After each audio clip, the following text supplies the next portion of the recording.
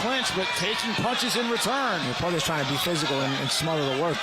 Trying to use his bigger size, smother the work, but Mindoro finding ways around it. Yeah, I'd mentioned that Potes has never been stopped to the head, only stopped to the body. So the creativity of Mindoro is going to come into play here. Does he have the ability to touch to set up the hard shots now? Because everything he's throwing is hard, and you got a guy like Potes who's sort of falling into that survival mode and understands how to survive. Are you going to show the creativity necessary? Now, that's something Lester Martinez, similar build, similar style. He started adding some layers to his game, which is why he got the Christian and Bailey fight. Lester's very crafty, though. Yeah. Very, very crafty. We've not seen that from Mindoro. Granted, he's never needed to. Taking a knee. That's a dangerous thing to do. Taking a slow motion knee. That's you're allowing your opponent to take one more shot at you. Delayed reaction to the body shot again. Ooh. Another slapping body shot. It's a torturous fight for Diomedes Potes. Mindoro leaves enough daylight between body shots so you can catch and shoot, but again, Potes doesn't have any of the winning mentality in his mindset to even try to think of throwing back anything but survival punches. Nah, he's on full survival mode. He's just waiting for Mindoro to put him out of his misery at this point. Oh, that's a thudding body shot.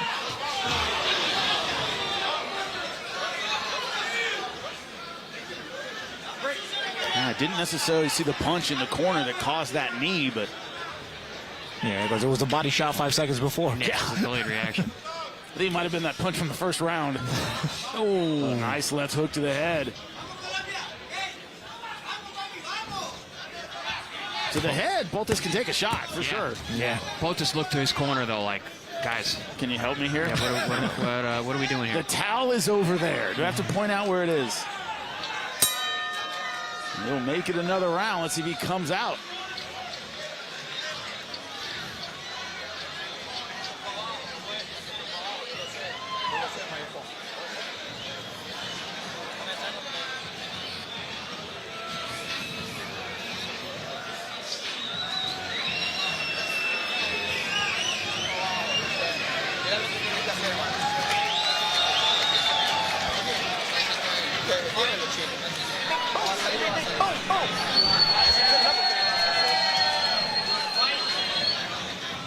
The sign says round number 4, but we will not see one.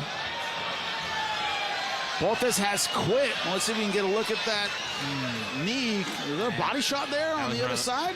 That was one of those scraping left hooks again. Yep. The strafing shot that runs across. And then that was a good decision. There was nothing else to be done. Yeah. By Team Potes. He wasn't even trying to attempt to throw shots that could get him into the fight, let alone win the fight. It's just a matter of when he was going to quit from those body shots at this point. 2 knockdowns in the fight, both of them from beautiful left shots to the body. Champ, you mentioned that failure to step a guy up makes you start to question. It's like, oh, does this guy really have it? But also, failure to step a guy up leads to performances like this where you're left longing. Like, I'm not impressed tonight by Triggerman. I didn't see creativity. I didn't see things that you need for the next level. Yeah, he had a guy who was only surviving in front of him, and he kept just throwing everything hard instead of trying to figure out ways around the survival mode of the opponent. He eventually got him out of there anyway because Potes was looking to quit from round 1, and he finally got his way out. But there's things to work on for Triggerman for sure. Maybe that's why he's not being stepped up. Maybe this has been seen in the one-dimensionalism. Let's take a look at the punches. And look at the power punches. Mindoro 47 of 117. Potes only got out of the single digits when it came to his total punches. 10, 29 merciless body shots as this comes to a close. Lupe Contreras make it official. Ladies and gentlemen, in between rounds, the blue corner informs referee Frank Santor their fighter can no longer continue, obligating him to stop this contest before the start of round number 4. Damas y caballeros, entre asaltos, la esquina azul le notifica al referee Frank Santor que su peleador no puede continuar. obligándolo a parar la contienda antes del inicio del cuarto asalto, declarando el vencedor por knockout técnico, declaring the winner by way of technical knockout and still undefeated, the Trigger Man, John Mindoro. You talk about level of opposition, how we want to see him step up, but he got it done tonight. In between rounds, Bermúdez Potas decided not to continue. I think a smart decision on his part because he was a heavy bag with legs tonight. He was just taking punches throughout, Paulie, and I know you want to see that step up, but there's also, Trigger Man did what he needed to do. Yeah, you got what you got in front of you, right? So you got to get him out of there. Ultimately, he showed that this guy doesn't belong in the ring with him, but we kind of already knew that, right? So we want to see guys who maybe are a little bit more of the level. Goes to 15-0, 15 knockouts. It's time to step up. Yeah, time to step up. 15-0, as you said, 15 knockouts. Filipino fan base very much behind him, and we roll. That's right, you're going to hear this crowd go absolutely crazy. We had one Valle brother early on tonight making his professional debut, but Marques Valle looking to bounce back when we come back.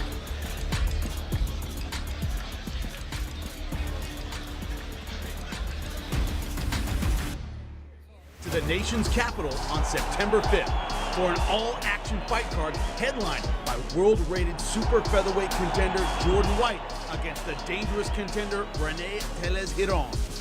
White, 19-1 with 12 knockouts of Washington, D.C., is looking to earn his 16th straight victory. In his way is Teles, 21-5, 13 knockouts, whose world-class experience promises to give White his toughest test. In the co-main event, Suleiman Segawa will face Brian Acosta, 20-1, 8 wins by knockout in a 10-round featherweight showdown. While Brazilian lightweight contender Jonathan Cardozo faces Luis Torres Valenzuela from Mexico in another 10-round fight. The rest of the card will feature exciting prospects from the DMV region. Get your tickets now.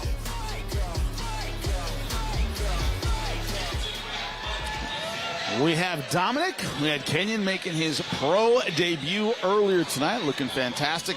The other brother, Marques Valle, coming off the first defeat of his career, took some time off, had some reflection about what he wanted to do with his life, where he wanted to go, if this is what he really wanted. Well, he's decided it is. Coming back in tonight, you know he's going to have the hometown crowd behind him as his opponent, Luis George, makes his way to the ring. But his coach, Mark Foray, worked very closely with him. This is what he had to say about his return to the ring.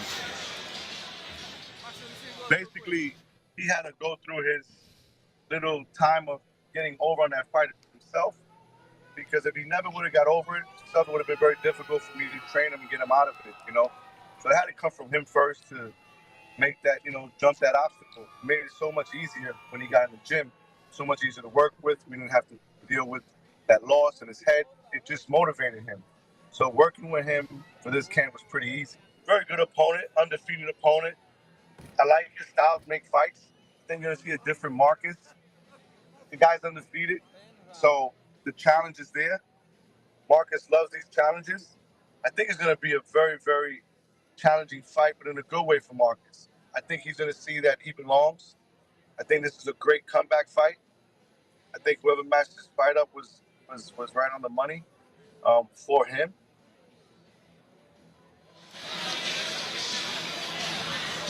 You know what coaches do? They talk up their guy, but look at the numbers. We know the talent is there when it comes to Valle.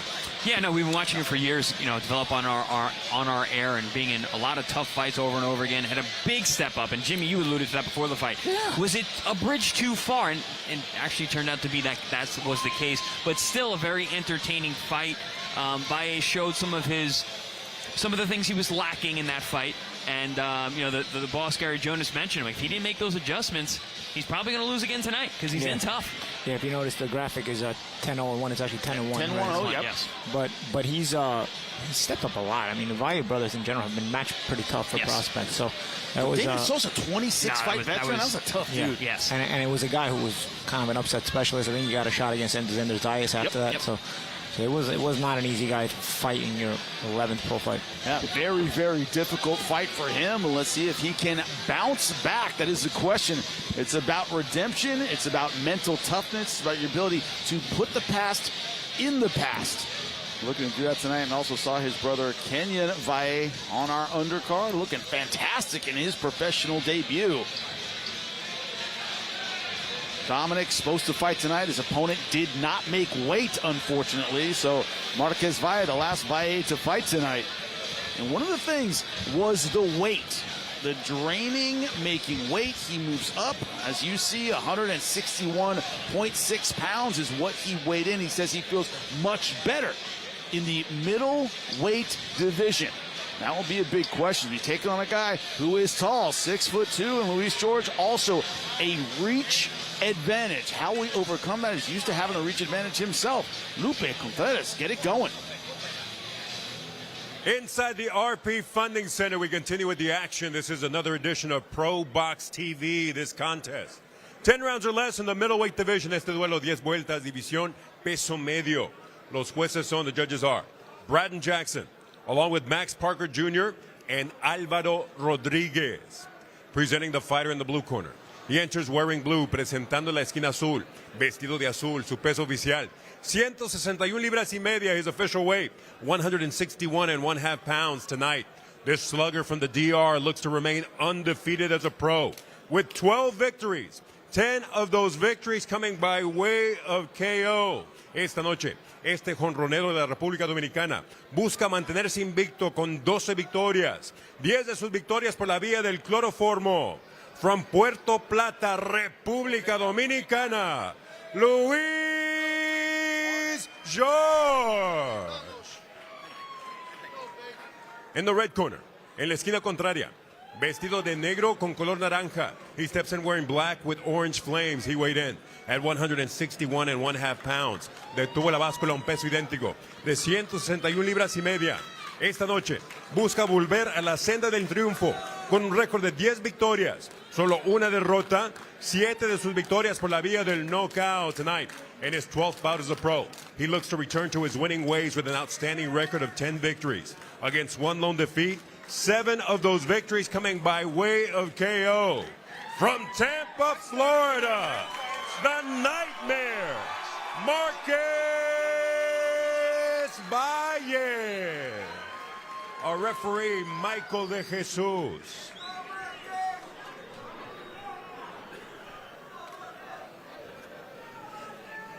Ya saben lo que expecto, ya te dije todo en el locker room, everything I told you, you know what I expect, I told you everything in the locker room corner. Va a estar aquí un poquito alto, va a estirar un poquito. Aquí, toca guante si quiere, ¿no? Para estar para adentro. Has he made the proper adjustments? That is the question. Marques Valle, one of the things, he's taking on a guy with an awkward style who can punch, gentlemen. That could be the key tonight, is avoiding the power, avoiding the odd style of Luis George, who is undefeated. We begin round number 1. Luis George in the blue and white. Marques Valle in the orange and black. See Marques going right to him, and a lot of times when you open up against the puncher, sometimes the best reaction is to back him up. And sometimes punchers are not the same when they get backed up that way. But Paulie, you say it all the time, a guy coming up or a guy looking to get back on the comeback trail, avoid punchers. And one thing about George, he is a puncher. Yeah, his record would speak to that effect. And when we asked him in the fighter meeting, is a power real? He said, yes, it is. So, again, Marques, he looked offended when I asked that. Yeah. So Marques, looks he's starting aggressive. And like I said, that's one of the methods to fight a puncher, is actually to back up the puncher. And to go to the body, and Marques has been doing that. Yeah. That came through the system in the Dominican Republic. When we asked him about that coming up there, he goes, man, it's getting really tough out there. Really good pros, really good amateurs. Not one of the meccas of boxing like a Cuba or a Mexico, but he said it's getting tougher all the time. And I want to be part of that next wave of Dominican Republic fighters. And George is actually Haitian. Yeah. He's fighting out of the Dominican Republic, but he is from Haiti. From Haiti, crossed the border into the DR. But he went young. His Spanish is fluent. Yeah. No, very, very good. But he also does speak Creole, they mentioned. So. Multilingual is Luis George. And one thing about his style, if you've seen previous fights, he starts out, kind of getting bullied around. Oh, man, I got this guy. And then he comes back with a shot that you didn't see from an awkward position. You see Valle again trying to back him up, trying to bury him in an attack to the head and body. But to your point, Jimmy, I've seen a lot of his fights start out just like this, where he's kind of rolling with shots and getting bullied around, fighting with his back against the ropes a lot. Shot there. Oh, yeah. Nice one. Down he goes. Oh, yeah, that body shot. I tell you, that lead right, I don't know if that also... He might not be getting up, gentlemen. You're right, it's a headshot. That's it. First round knockout. That is a for Marques statement. Valle. Exactly, That Paulie. is a statement, man. But this on paper was not easy. No. That is an absolute statement. Coming back from the layoff, coming back from the first defeat of his career. A lot of guys do not come back and take tough fights coming back off the first loss of their career, coming back off a loss in general, and coming back off a long layoff. That is a statement. And he looked poised the entire time until the knockout. He stayed on the accelerator the whole time, stayed in his opponent's face and got him out of there impressively. This is how we did it, gentlemen. And one of the things that was the critique of Valle was he was too square. And against a puncher that would really show itself early. We did not see that tonight. He was bladed off. Deceptive right hand. Beautiful right hand. He was hurt with the right hand. Then he hits him with the body shot. Left hook to the liver. Marques has always been a very good body puncher. He was on his way down from that he body was. shot The head shot. before the body shot. Right. The body shot was beautiful. As a matter of fact, Body shots don't make you blink the way he was blinking. Yeah, and also he lost his legs. He fell into the ropes with that right hand.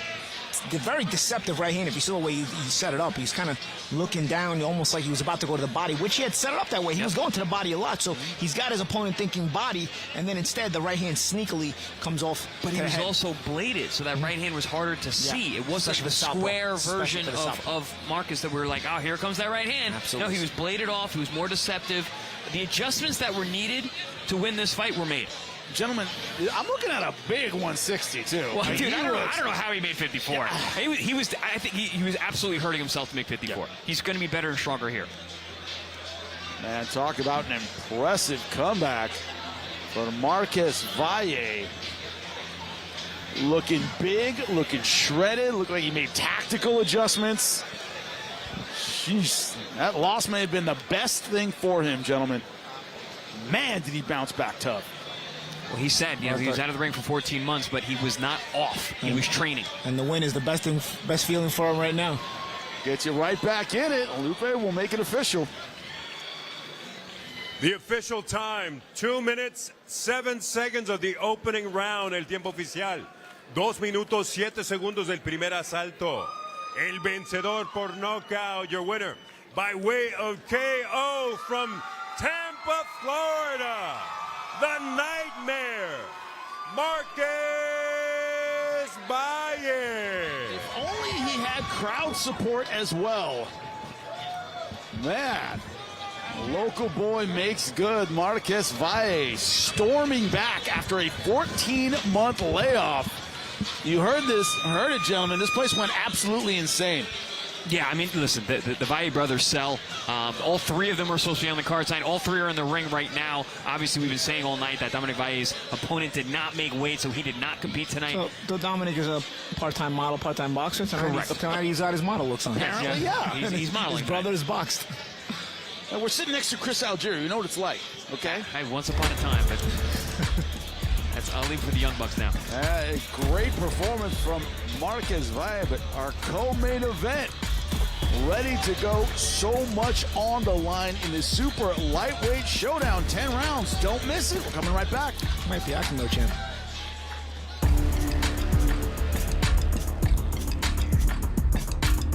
ProBox TV heads to the nation's capital on September 5th for an all-action fight card headlined by world-rated super featherweight contender Jordan White against the dangerous contender Rene Teles Giron.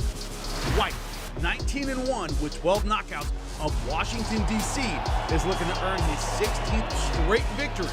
In his way is Teles, 21-5, 13 knockouts, whose world-class experience promises to give White his toughest test. In the co-main event, Suleiman Segawa will face Brian Acosta, 20-1, 8 wins by knockout in a 10-round featherweight showdown. While Brazilian lightweight contender Jonathan Cardozo faces Luis Torres Valenzuela from Mexico in another 10-round fight. The rest of the card will feature exciting prospects from the DMV region. Get your tickets now.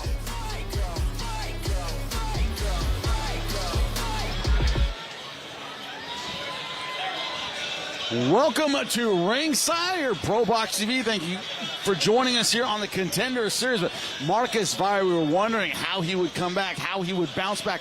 Physically looked great, tactically looked great, mentally looked great, and got the response he needed. First round knockout. That was impressive. Yeah, absolutely. I mean, I believe that this guy's actually a real player at 160 because at 54, I mean, I can't believe he was ever making that. He looked better. He looked physically better. He looked mentally stronger. He looked, everything was, I mean, he made the adjustments that were needed. He fought a very tough opponent.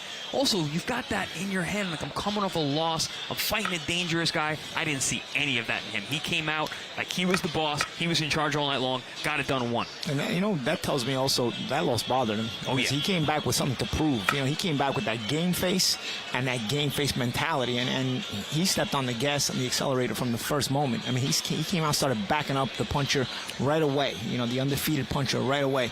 Didn't think twice about it, and effectively started doing it immediately. It was effective immediately, going to the body. We were talking about George, sometimes he starts slow and then he settles into the fight. Never let his guy settle into the fight. Yeah, this idea also, Luis George undefeated, first loss of his career, also a stellar amateur fighter, so the man has incredible technique, and none of it mattered tonight. When you look at that ability, as you said, Paulie, to step on the grass and be aggressive, Valle has that. That whole ProBox stable has it. It seems like they're constantly one-upping one another, and I think Marques Valle brought it up another level here when you look at it. Yeah, I mean, what a crew. I mean, I love this graphic right here. You see the guys, we got our top tier guys, Nigel Lopez, Daryl Blast, Val Saint, who's actually in camp with Canelo right now, helping him prepare for Terrence Crawford. You got Zender Batar Erdenbat. He has been so impressive on our air. And then Akatsugi, he's one of my favorite guys that we have. I mean, he's so fun to watch. Well, John Mindoro, we got to see tonight. He's on the precipice of stepping up. And then Emiliano Moreno, he's a guy who's blossoming in front of our eyes. We saw his first couple fights with us. He fought some really tough guys. He's really been impressive. Got a big win over a former opponent of mine, Eric Bonet, in his last fight. Looked impressive there. This is quite the stable of our blue chip prospects featured here on ProBox TV. Yeah, Mindoro with all the knockout power, but I'll say right now, Valle has been stepped up more than Mindoro. Yep. He's got one loss because he's also stepped up, but even the guy he just beat, solid opponent. Yeah, a very solid opponent, but this idea that they almost push one another to get a little bit better, to get a little bit, almost trying to one-up one another. They all feel like they're in it together. What you mean, when you're in a gym with a bunch of lions, everyone's hungry, everyone wants to outdo the other guy. You want to win every sprint. That's the competitive nature that you see in a gym, and these guys bring it into the ring. They not only do want to beat each other in the gym, they want to beat each other on fight night with their performances. Well, it's the same thing we have going on in our co-main event of the evening. The idea that there's nowhere to go, right? You have to win impressively. It's one of those where the loser takes such a big step down that it's almost unthinkable when you go in there, that you could possibly lose because it takes you so far out of where you want to go in your career. That is the tension in our co-main and main event tonight.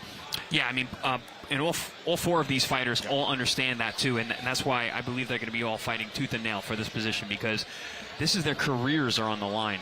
This isn't quite a last chance opportunity or situation, but it kind of is for each and every one of these guys, and that's why they're going to go out there and perform at their absolute best, and it's going to be, I believe, tooth and nail each and every step. When you say Contender Series, what we bring you every single time is all action, 50-50 fights. That's exactly what we do, and it continues in our co-main event tonight. We keep on rolling. Check it out. So far, we're staying strong, working hard, getting ready for victory with God's help, and we're going to give our best and put on a great show at Pro Boxing this August 15th. There's no such thing as an easy opponent. Everyone in the ring brings something to the table. We've been preparing ourselves. We've been studying him. I believe we're going to give it our all. He's a good opponent, but we'll try to come out victorious that night, with our hand raised, leaving through the big door.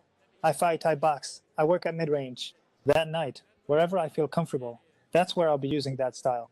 I'm a guy who likes to work hard, as everyone knows, as Buck Santo knows. Every trainer who's trained me knows that. I'm a super disciplined guy when it comes to work, and I think I fit in anywhere, because everyone likes someone who works hard, and that's what I know how to do. A good fight, a war, because I'm going out there for the win. I know he's going to come in hungry too, because it's been a long time since he fought, just like me. That's going to be a war, so everyone should be ready for it, because it's going to be a war, God willing.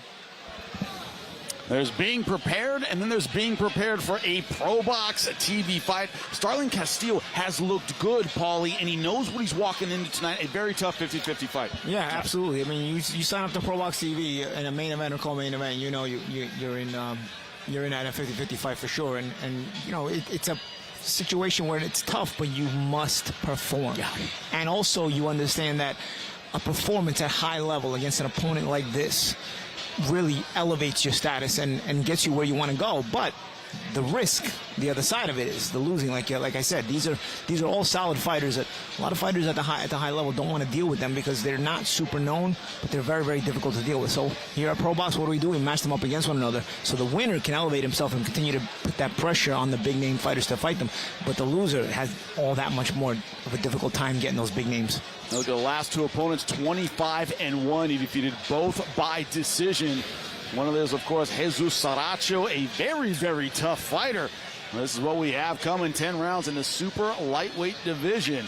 Starling Castillo from the Dominican Republic, 29, 4 years older than his opponent. He has a slight height advantage, slight reach advantage, and he's very, very good at using that reach. Can he do it tonight? Only one way to find out. Lupe, get us started.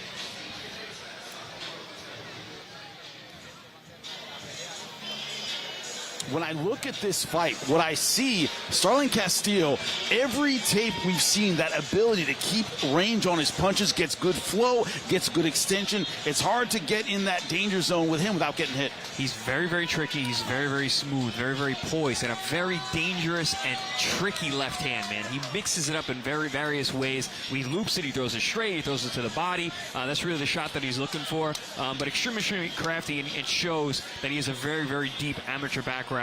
And that's why when you watch him, you're going to learn something. You can see some things that he does. Like, wow, that's a nice little move that he's got there. But this young man right here, Shinard Bunch, and his team, they've done their homework. They know what they have in front of them. And I'll tell you, I had a lot of people reach out to me about this fight. A lot of people reach out like, oh, that's a good fight. Like, oh, you can't believe he's putting up again. Oh, wow, okay, all right, boom, boom. So this is an excellent, sneaky co-main event. I'm digging the outfit, too, from Bunch. I like the style, but Shinard Bunch is one of those guys. We've seen tremendous physical talent from him in spurts, right? We haven't seen it all the way through. He's kind of making it all work. But when it comes to, as I said, physical talent, Shinard Bunch, one of the best. Yeah. And that's the thing I think people will notice tonight about the underdogs in our co-main event and main event is the reason that they are underdogs is because they've shown incredible ability, but at times they just don't show up mentally. So you can't rely on them to be your favorite. That's why they're the underdog. But if they show up mentally, you got a possibility of upsets here. Leads to a great co-main event. Lupe Contreras is ready to get us started. Co-main underway. We continue with the action inside the RP Funding Center, Lakeland, Florida. This is ProBox TV. This is our co-main event of the evening, set for 10 rounds in the junior welterweight division. Este es el duelo coestelar, pactado a 10 vueltas en la división peso welter junior. Los jueces, the judges, James O'Connor, Shammy Shipman, and Jacob Russ Sr. Presenting first, in the blue corner, he enters wearing white with red trim, presentando la esquina azul, vestido de blanco con vivo rojo, su peso oficial, 142 libras y un cuarto. He weighed in officially at 142 1/4 pounds. In 24 bouts as a professional, he maintains an outstanding record of 21 victories, against 2 losses, 1 bout even, 17 victories coming by way of knockout. En 24 combates, mantiene un récord sobresaliente de 21 victorias, solo 2 derrotas, 1 empate, 17 victorias por la vía del knockout. fighting out of Trenton, New Jersey, Shinard. Showtime Bunch. In the red corner, wearing Dominican red, white, and blue en la esquina roja, vestido del tricolor dominicano, rojo, azul, y blanco. Being presented in association with Samson Boxing and weighing in at 141 pounds. Detuvo la báscula a un peso oficial de 141 libras. Esta noche entra el cuadrilátero en su 21º combate con un récord de 19 victorias. Solo una derrota, 13 de sus victorias por la vía del cloroformo. Tonight, he enters the ProBox TV ring for the 21st time as a pro with 19 victories against one lone defeat. 13 of those victories coming by way of KO.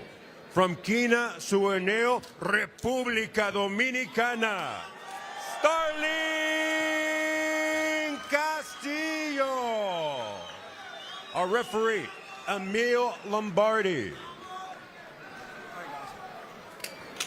All right, we went over the rules in the dressing room, okay? I expect a good, clean fight out of both of you, all right? Pay close attention to my commands, touch them up, and wait for the bell. A little background here. My broadcast partner, Paulie Malignaggi, speaks Spanish. I understand a lot of Spanish. I was sure during the fighter meeting that I was wrong, that I wasn't hearing he had 631 amateur fights. I heard you go, 631? 631, yeah. Real slow. Yeah. That is a number of amateur fights for Starling Castillo in the Dominican Republic.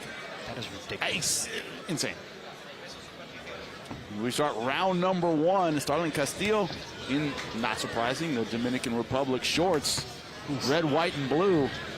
Right away, you see Shinard Bunch in the red and white. You see what you were talking about, Jimmy, the physical talent of Shinard Bunch. Explosive with that 1-2 right down the middle. Beautiful two upstairs as well. Oh, good left hook upstairs by the Dominican. Starling Castillo, of course, less explosive, but, you know, busier. Throws a lot of punches. Good technique. Doesn't get, as you say, over his skis a whole lot. Yeah, I mentioned that. Has pretty good balance. I mentioned that tricky left hand of Castillo. And in the fighter meetings yesterday, the camp of Bunch said, you know, we know what we have to look out for. I know what he meant. It's the left hand. Because that is the main weapon of Castillo. And you saw there again, threw it down low. Yeah, he threw it with some intent, too. Yeah. He mixes it up really well. Straight, loops it to the head and to the body.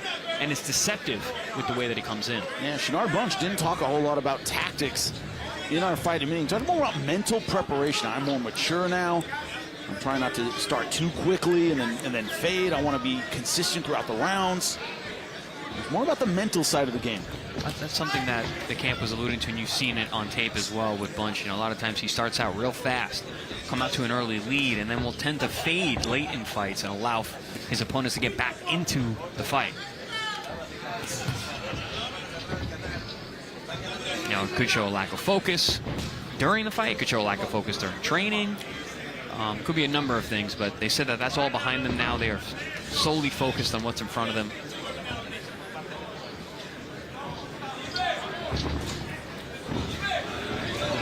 Castillo, a former police officer, hence his nickname is the Police.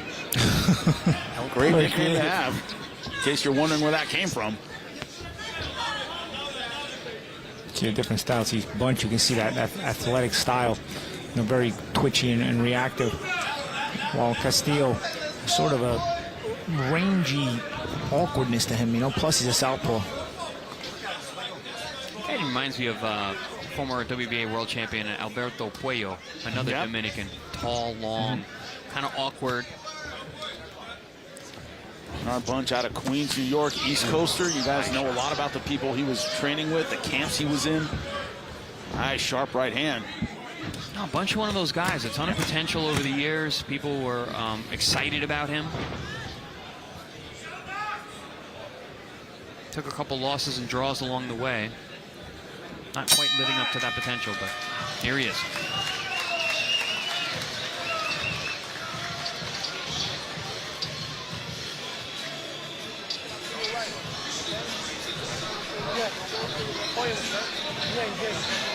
Yo quiero que tú uses la que pega más, ¿ok?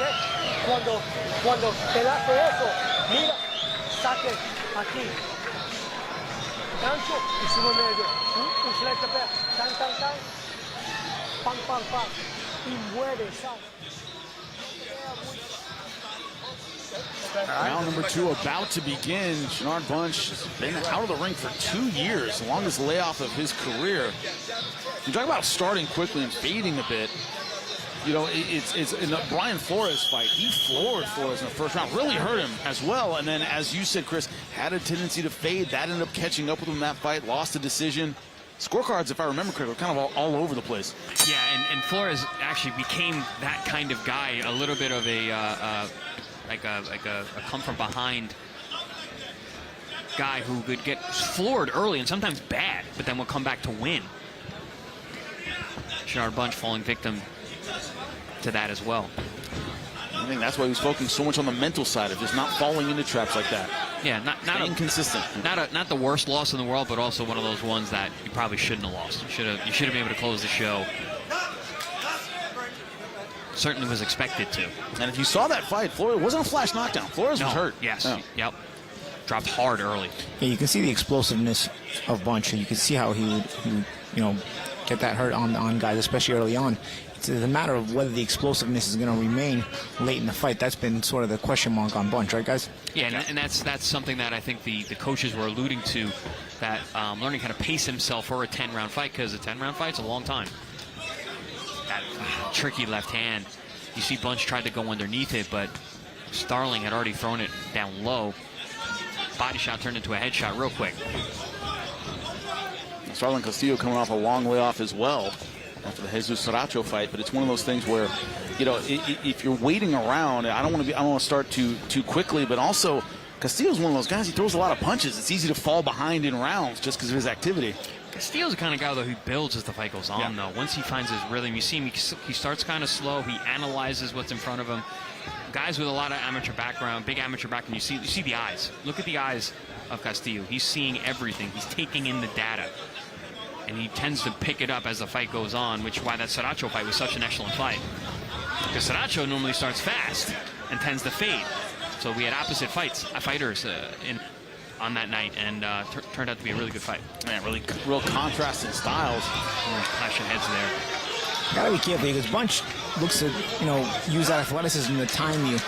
But, you know, what I noticed about Castillo, and having been in New York gyms with a lot of Caribbean Latin fighters, there's an awkwardness to Castillo which makes him difficult to sort of catch him with you know, the trademark timing of an athletic fighter. So he's got to, I think Bunch has to do a better job of maybe, you know, initiating first and trying to just set up Castillo, put him on the back foot and just, you know, initiate offense instead of trying to set him up for sharp counters. Seems like for a low shot there.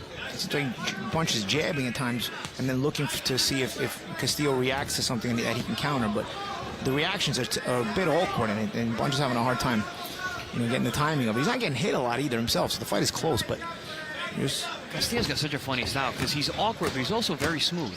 I don't know how you can do that, but he does. He's very relaxed, very calm. Nice jab there from Castillo. No fat on that punch.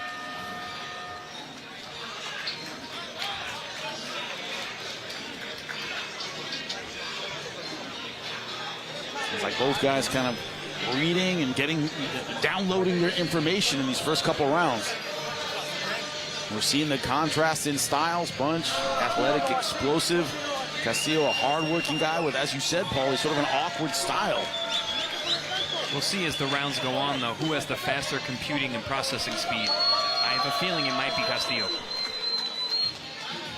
And it could be because Bunch is more traditional, right? So there's less to figure out. Yeah, he's fundamentally... While with Castillo, you can go the whole fight without quite figuring out his awkwardness. Amateurs, who's a part of the national team alongside Shakur Stevenson, Errol Spence Jr. That's what you said about that excitement, Chris, of him going pro. Storied amateur career. Even Castillo mentioned, you know, he fought internationally. He had losses against guys like Andy Cruz and things like that. You know, so he fought at the international level for the DR team. With all those amateur fights, I guess you're going to, right? I believe he said he was in the finals of the Pan Am Games against Andy Cruz. They lost the decision. Yeah. Going to lose to somebody. Yeah, I mean, Andy Cruz is excellent. Yeah, I think most people lost Andy Cruz. Yeah. They still do. Yeah. We start round number 3. Battle of the jab so far. Good shot And Castillo. it looked even worse because Bunch was spinning around, so the momentum pushed him, but still a solid body shot from underneath.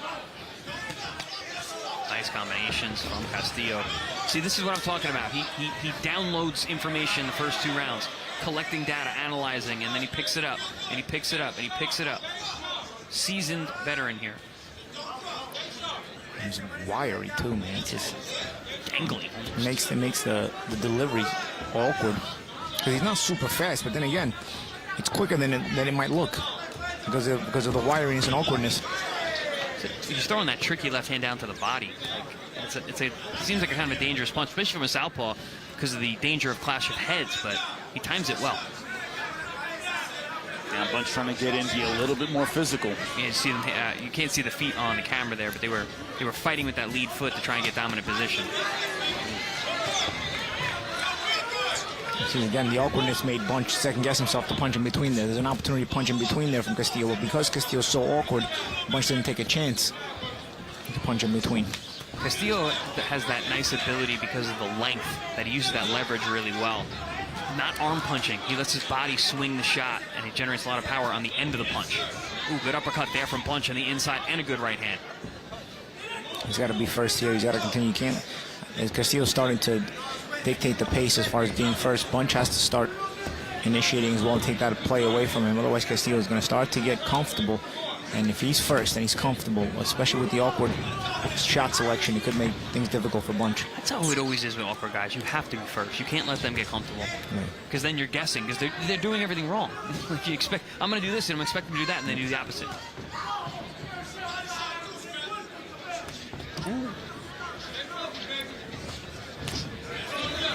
Fans of other sports, and one of the analogies you have to understand is if you've seen a major league pitcher try to hit a softball pitch, they just don't, well, they don't wind up like that. It's just different. They can't like quite a knuckleball, right? Yeah, you just can't quite get it going.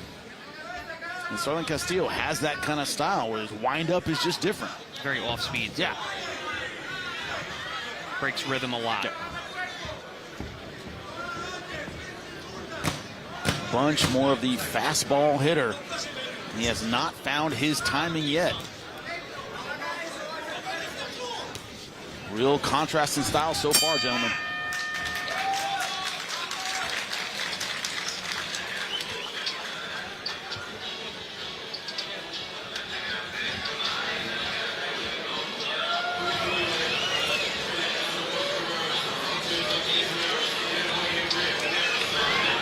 Derecho con el otro chapea.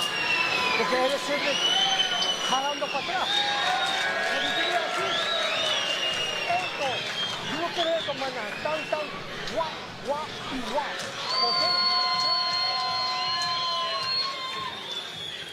Getting ready for round number 4.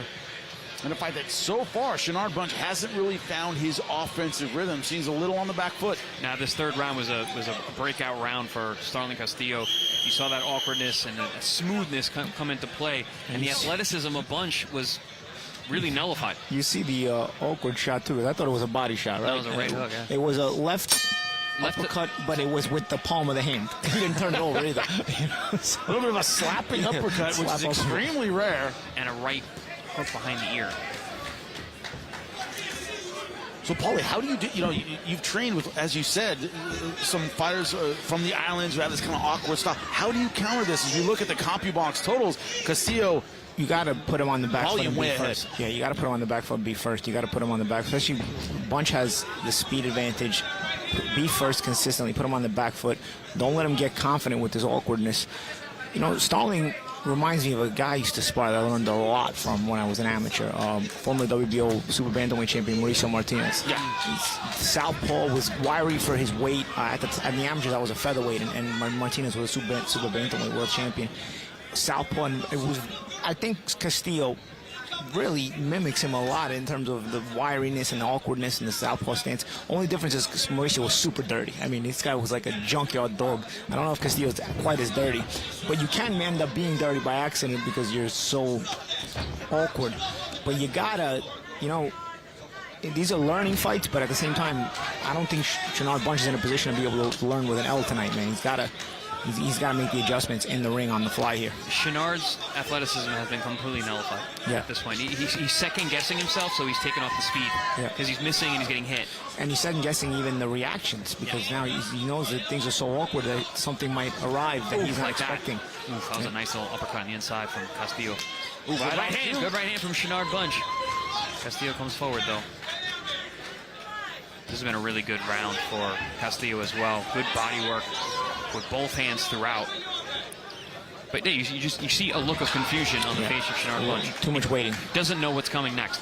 Too much posing, too much waiting, and in the meantime, Castillo's recognizing this, downloading this, and saying, you know what, I'm going to keep the pressure on his neck, keep him uncomfortable. Looks like Castillo growing in confidence. You know what this is making me think of? Jesus Saracho is really good. Yeah, Jesus Saracho is excellent. Really is. He is really good, but the guy doesn't show up in shape. He doesn't make weight. Man, what a waste. What a waste of talent. Frustrating. He's very, very talented. A little bit of that Pablo Cano mentality, right? There's guys that are like that. They like the fridge more than they like their bank account. You know? Nothing worse than wasted talent. Really smart guy said that. Ooh. See right now, feeling it, throwing those long punches. Again, no being first from Bunch. A little clash of heads there. Not surprising with the different stances, but Starling Castillo now starting to really separate himself. This ref's got to be careful because he's been in the way a few times already.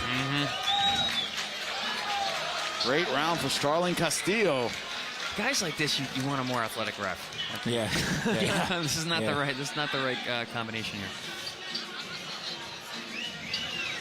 Look at the body position of Bunch in the corner. Is he feeling the body punches? I don't know if it's the body punches or it's just confusion, dejection. frustration, dejection. Don't like the body language I'm seeing from the Bunch corner. His trainer's trying to motivate him now.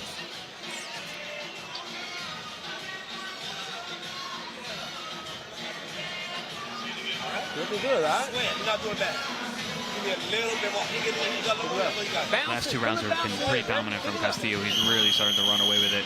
Analyzed, downloaded data for the first two rounds, and the next two rounds really put everything together. We've started to see the separation, and now it is up to Bunch to show what he's made of. And Castillo came out of that corner looking very confident. Looks ready to go. So we begin round number 5. Don't forget, post-show, you're going to hear from Lamont Roach Jr. Give us an update about his possible rematch with Gervonta Davis, how his future is looking at 135 pounds, and speaking of the weight class, where he wants to stay. That's going to be post-fight tonight. Lamont Roach Jr. about his future.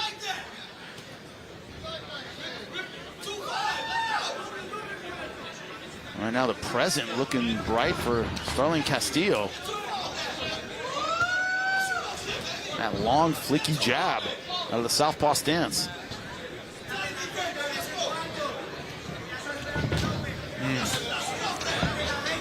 And that tricky left hand, it comes from so many different angles. Power punching.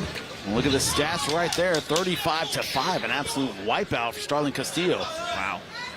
0 power punches landed in round 2, a total of 5 power punches landed by Bunch.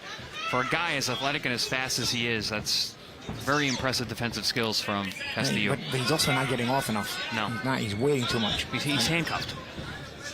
And being too defensive, you're not going to land punches either, you know? But that's what the corner was saying. A Bunch, we need offense. You got to put some offensive tactics together because we're not seeing anything. Yeah. And CompuBox followed exactly what they said.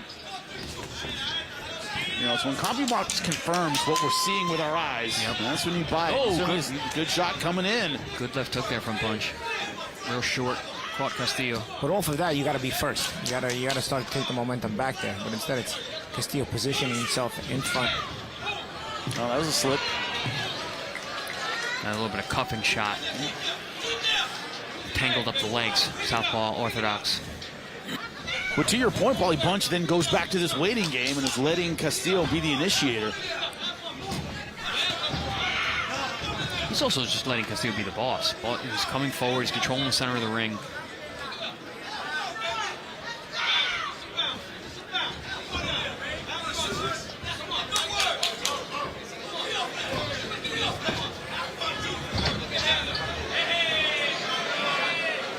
Shinard Bunch thinking double leg, but this is a boxing match. Head went a little too far low. And Bunch is at the halfway point with a lot of questions to answer as we move into the second half of the fight. Yeah, that's the difficulty.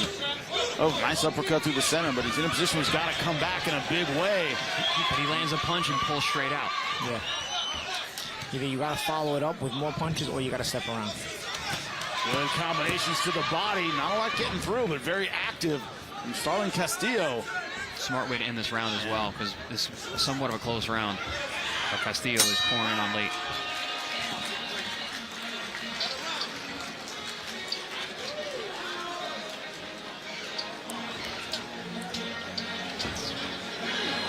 Have fun. Come on. Give us a word. Look at me. Look at me. Believe in yourself. Pat, look at me. Believe, baby. Come on. You can do it.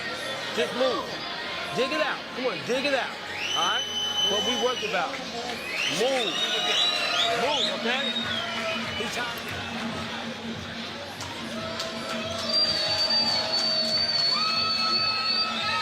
Well, Packers reached the halfway point of this fight, scheduled for 10. Shinard Bunch hasn't fought a southpaw in 4 years. Could be a reason for his hesitance, but it's been Starling Castillo who has been the boss throughout this fight. Fighting his kind of fight, gentlemen. Active, busy, a lot of punches. Awkward, but making it work for him. It's kind of his MO, no? Yeah. Awkward, but makes it work. Shinard Bunch's corner urging him to let his hands go. Easier said than done.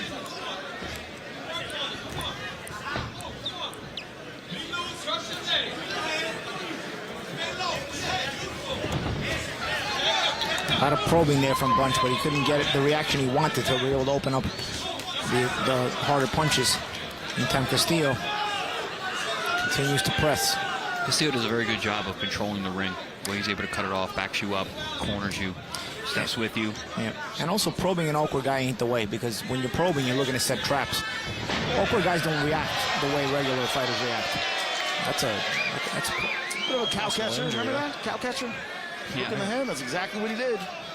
But also probing with a tall, long, rangy opponent is dangerous. Guys that can punch over and under. Yeah, a little bit of grappling going on, not surprising considering the difference in builds and stances.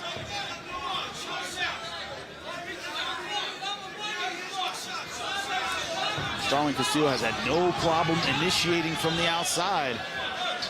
Getting a little messy here. Almost had to catch these two. Yeah, Shinard Bunch initiating a lot of these clinch. A little frustration, guys, you think, from yeah, could Bunch? Yeah, I mean, between the body language that we saw in between rounds and the fact that he's having trouble figuring out the puzzle that is Starling Castillo. And something we haven't seen much from Castillo, he's fighting well on the inside like this. Yeah. These good short punches to the body and to the head. Castillo doesn't tie up. Like, Yeah. that's not him. Oh, good body work. Stepping But also uppercuts. Bunch is not answering enough to even force him to think about tying up, right? I mean, he kind of can lay in body front of, shot hurt Bunch. yeah, he can lay in front of Bunch and The left uppercut to the body Nice hurt Bunch. uppercut. He's still feeling that body shot. That uppercut to the head didn't help. Bunch said, "Let me get off these ropes."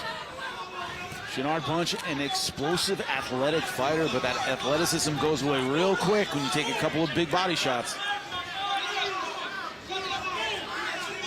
Castillo's been really tricky with the body work on the inside. He bangs this, the flanks. He'll stick shots up the middle. You don't really think of Castillo as a body puncher, but he does get them in there. It's part of his game. And getting the hesitation on the speed now of Bunch. Instead of a 1-2, it was a 1, then a 2. Yep. And that's why he was way off with the right hand. Where in the first round they were snapping. Yep. Bing, bing. Oh, good check hook there from Bunch on the way out.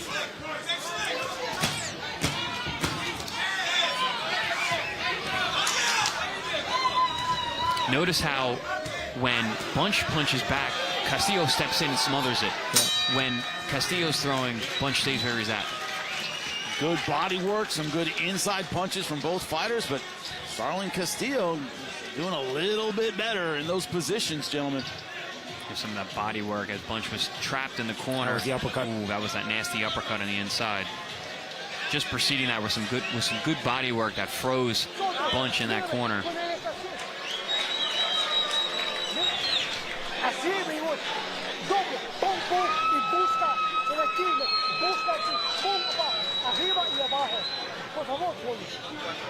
Judging from the body language, they're saying hit the body, go to those ribs. Can't hear what they're saying. And also, this is the body language of Shinard Bunch. Chris, you pointed out a couple times, not looking great. And Starling Castillo's already out of his stool. Starling Castillo stood up, and his coach looked over and pointed at Bunch's corner and said, look at the way he looks. Look at his position. He doesn't want to fight anymore. Starling Castillo, let me at him. That's what his body is saying right now. And look at the total punches landed. God, Castillo just putting more and more distance between himself and Bunch. Keeping Bunch to less than 10 punches around, less than 5 most rounds. Hasn't gotten to double digits in any fight, and Starling Castillo putting on some swelling also around the eyes of Shinard Bunch, around the right eye. Yeah, I assume that's probably from that uppercut last round. That was one of the cleanest shots landed by either man tonight. Here's Castillo just putting up numbers. Starting to wear his man down. And looking very confident. Ooh, Pez dispenser shot with that left hand. And then slid out.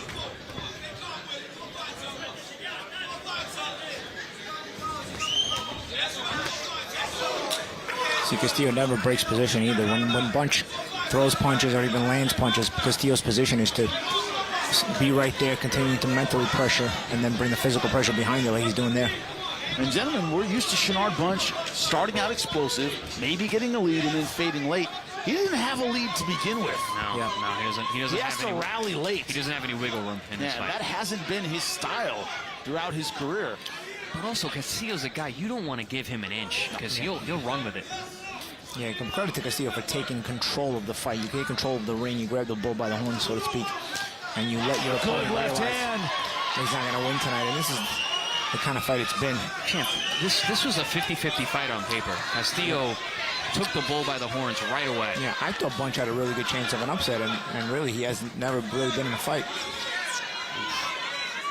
This is the kind of performance you want to have on ProBox TV. You're in that 50-50 fight and you dominate it.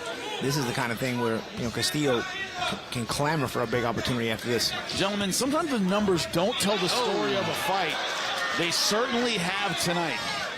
Yeah, Bunch is taking a lot of punches. And he's just standing there. He's not really... It's your turn, my turn for him. But Castillo's taking any turn he wants. Well, you saw the right hand pop the head back of Castillo, and he stands there and lets Castillo get right back into it. Yeah. And you start to wonder, with the way the fight's going, with Castillo against some of the bigger names in the weight class, can make some interesting fights. Yeah. He's no easy task for anybody. Oof. Yeah, he doesn't do any one thing spectacular, but But he does everything awkwardly and and effectively. And in totality, it's a very difficult style. And mentally knows how to control a fight. And he knows how to convince the opponent that he's controlling the fight. It seems like he is getting stronger. Warning from the referee with 2 rounds left to go. Castillo seeing everything go his way.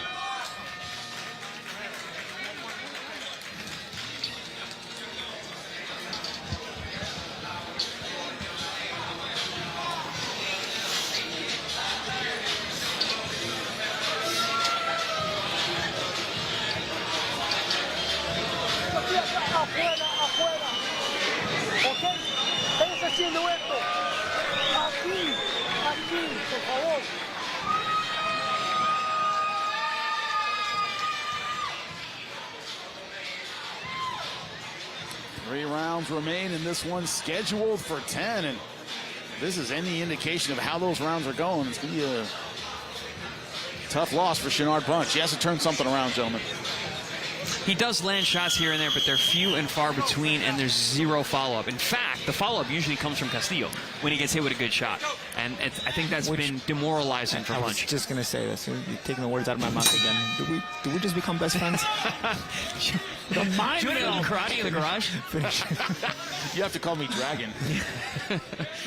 Round number 8. I was going to say how demoralizing that is. And Champ says it before me. Starling, Castillo looking absolutely fantastic. As you said, Paulie. Oh, that was tricky again. You think he's going to the head, and he takes it to the body. And at this point, good body shot there by Bunch. Returning fire a little bit. At this point, it's almost like disrespectful. He's just walking Bunch down casually. But I think Castillo just got hurt their body, though. Yeah. First time I saw him kind of like slow down and breathe. That's where you want to see Bunch try to capitalize on, right? Some good shots there. Maybe he got a good tongue lashing in the corner, but Bunch holding his ground here and putting some good shots together here this round so far. I think Castillo's hurt. I think he got hurt to the body. This is the he doesn't look strong, and he's getting hit with shots. Took a second to recover. Maybe this is the approach Bunch needed here. You know, phone booth, block and shoot. He didn't do a lot of shooting back on the attempted blocks there in the fight. He was too defensive-minded. Now Castillo trying to put him back in that defensive-minded position. And maybe he's convinced him of it as Bunch is starting to walk away. Castillo fought himself back into the dominant control. Okay, the first 30 seconds of this round, Bunch was onto something. I think he went away from it. He allowed Castillo to convince him otherwise. Now good shot from Castillo, putting Bunch up against the ropes. You know, it is also, Bunch has been so inactive the last couple of years. This is a really tough style to step back in with.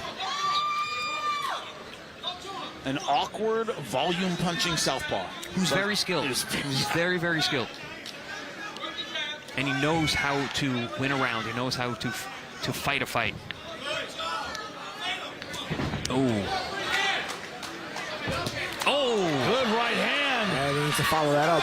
But he's winging shots. He should follow it up with the skill set that he's got. And put the speed behind it. Go to the body. Might be the most that Starling has been hurt. Absolutely. Castillo's eating some big punches here. Does Bunch have it in him to put punches together here? To select the right punches and put them together. I would say the best moment of the fight so far for Shinard Bunch. I think that was the best punch landed by either man all night long. That was a huge right hand that got the attention of Castillo. But look at Castillo recognizing the psychology to push Bunch back, take control right back again, and take away the confidence from him. You know what it is with Castillo? It's maturity. Yep. Very, very mature. It's all that experience. Yep. Because the talent, the explosiveness, the speed, the power of Bunch is on display when you see those shots that rock the head back. Certainly a competitive round. I'd love to see the CompuBox on that. I mean, by the numbers, that's got to be the best round of the fight. Yeah, Bunch had some really good eye-catching shots this round. Boom. Talk about eye-catching. Bang. Castillo's got a pretty good chin, because that was a rough way to get hit with that shot, because he was turning into it as if it was going a different way. You saw Castillo wobble a little bit as well. That shot didn't just catch him off balance. That shot hurt him. Problem is, as we get ready for round number 9 to begin, is that Shinard Bunch is in a serious hole when it comes to the judging, and look of pain on his face in the corner.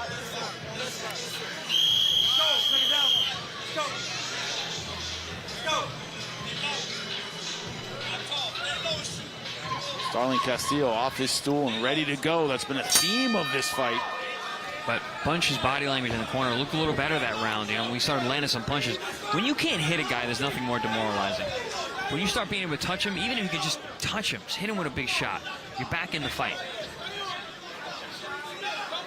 If you can't hit a guy, you can't win. But as long as you can touch him, there's a chance. For the first time, Bunch getting into double digits in power punches in round number 8 with 11. CompuBox confirming what I was saying. That had to, by the numbers, that had to be the best round. And Castillo hit him with 11, but I think the more meaningful shots, you could argue, came from Bunch. So could be the first round that went to Shinard Bunch. I don't know if it's the first, those first two were a little bit close, but definitely a Bunch round. Yeah.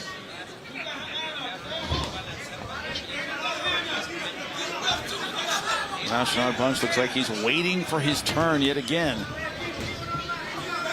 Castillo taking any turn that he wants. Castillo's good with the eye feints, too. He'll fake where he's looking to throw a shot.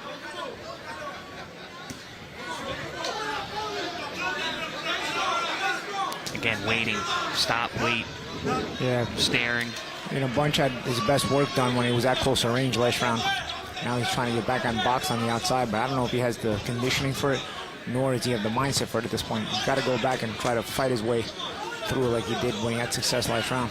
Has to get through that jab of Starling Castillo, which has been on point this round.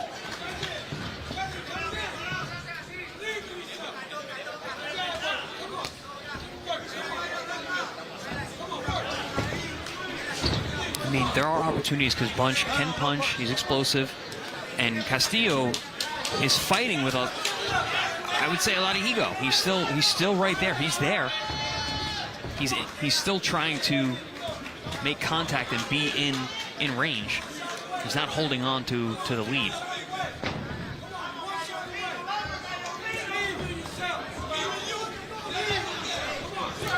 Shinard Bunch's corner saying, believe in yourself. Urging their man to go forward. The problem is he has not really been the initiator throughout this fight.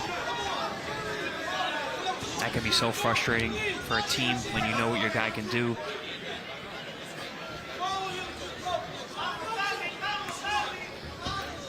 Because you can see it. You can see the talent of Bunch. You can see the way he punches, the speed, the power. But it's just not enough, not put together the right way. At least not tonight.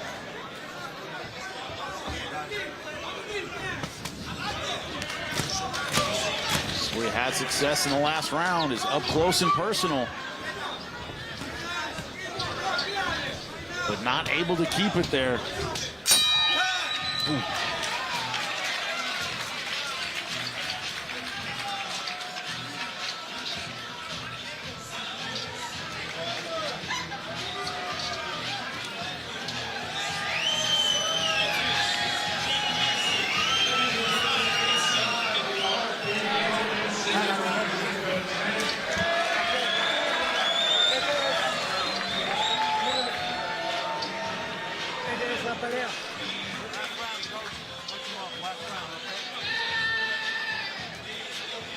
The 10th and final round. Can Shinard Bunch come up with something? But we're coming up September 5th to Washington, D.C. It is hard to find not just a bad fight, it's hard to find a bad fighter anywhere on this card. So incredibly well matched. No B-sides on this card. No, absolutely outstanding. White versus Teles, our main event. Zagalo versus Acosta in the co-main. Brian Acosta, I guess, against Ramon Cardenas in Texas. Great performance. He earns his way back to ProBox TV. And now round number 10 of our co-main event. Starling Castillo has boxed an incredible fight tonight. Shinard Bunch has not been able to find his way in offensively except in spurts. Only got out of single digits one time. Interesting in terms of power punches in this fight. Interesting to see these guys embrace at the start of the 10th round, not just touch gloves. Shinard Bunch's face swelling up badly at this point. He looks like the fighter who's been hit more, for sure. Well, he certainly has. And continues to be. And no response to any of that again. Castillo's awkwardness and timing has, forced Bunch's defense to be full defense and not attempt a lot of counters. I get the feeling, though, that Castillo will do just enough this round, and if Bunch doesn't fight back, he will do very little. Yeah, both these guys are making that in the bag. They're making that silent agreement. Yeah, well, it's round 10. Castillo's got it in the bag. It's more up to Bunch, right, to try to finish it, try to get that grand slam in the last round. Well, his athleticism has not been really a factor in this fight. We knew that was his advantage, the athleticism, the speed, and it's been effectively negated by Starling Castillo. Oh, shot left up. The corner of Bunch at the fighter meetings, the coaches were saying he's got a really high boxing IQ, but he's got a professor in front of him that knows more. He's been outthought here. He's got to fight back here. See, Castillo stepped out to not let Bunch have any chance to return fire, but yet he didn't go back too far enough to where Bunch could have a chance to rest. Oh, good shot there. Good right hand from Shinard Bunch. I think it's Castillo's like Gumby, too. Right? Yeah, that's another thing. He's one of those guys I call a rubber band. Very hard to hurt. I know that's Castillo's nickname is El Poli, the police, but he should be El Maestro tonight. Putting on a masterful PhD-type performance. Good punch variation. He's been awkward. He's been unorthodox. He's had good volume, good accuracy. Good offense, good defense, good footwork. Paulie, Starling Castillo's a problem. Yeah. He's a problem for a lot of guys in this division. And that's why I was starting to mention a couple of rounds ago how, you started to wonder about the matchups for him in this weight class, right? This has been a dominant victory in a 50-50 fight. You get a win like this, it might be left hook right at the bell. Great stuff from Starling Castillo. Fighter out of the Dominican Republic. Might have hurt Bunch at the bell, right? Yeah, I think he did. That was a good very left hook. heavy left hook right on the chin.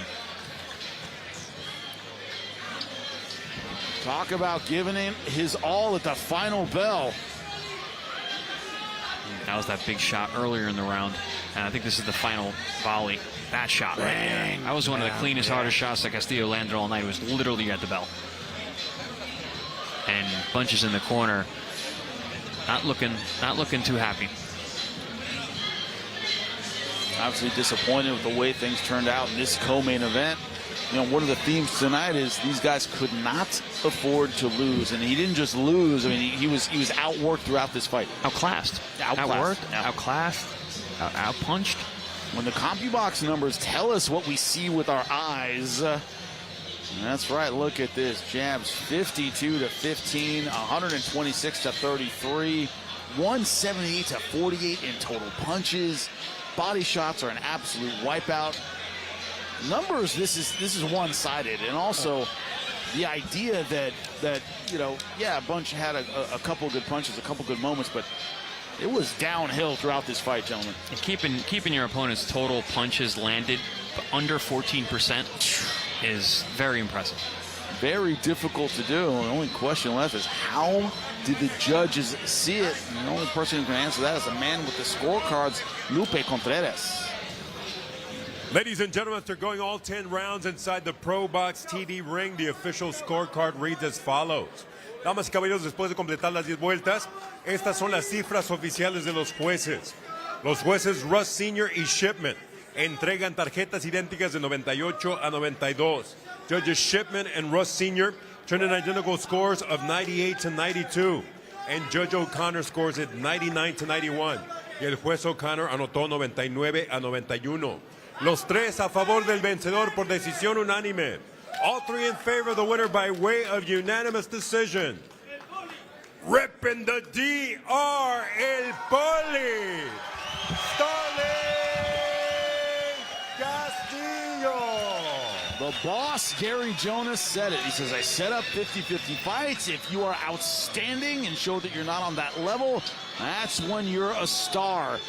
Certainly could be a star-making performance for Starling Castillo. Paulie, we said it on paper. This was supposed to be 50-50. It was anything but. Yeah, and that's the kind of performance you really want when you want to open up eyes and you want to get people's attention at the very top of the weight class. Because if you do it at this level, well, then the only other avenue for you is the top of the weight class, and you start to wonder who can you match them up with.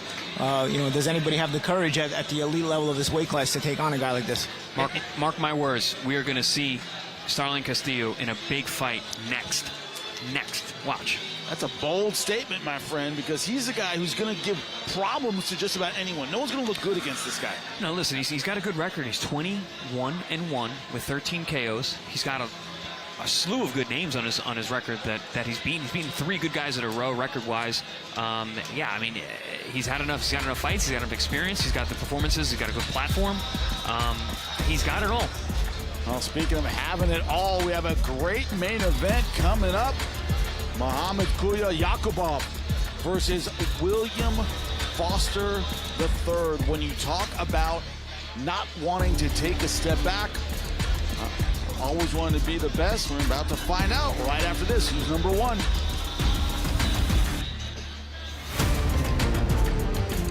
ProBox TV heads to the nation's capital on September 5th for an all-action fight card headlined by world-rated super featherweight contender Jordan White against the dangerous contender Rene Teles Giron. White, 19-1 with 12 knockouts of Washington, D.C., is looking to earn his 16th straight victory. In his way is Teles, 21-5, 13 knockouts, whose world-class experience promises to give White his toughest test. In the co-main event, Suleiman Segawa will face Brian Acosta, 20-1, 8 wins by knockout in a 10-round featherweight showdown, while Brazilian lightweight contender Jonathan Cardozo faces Luis Torres Valenzuela from Mexico in another 10-round fight. The rest of the card will feature exciting prospects from the DMV region. Get your tickets now.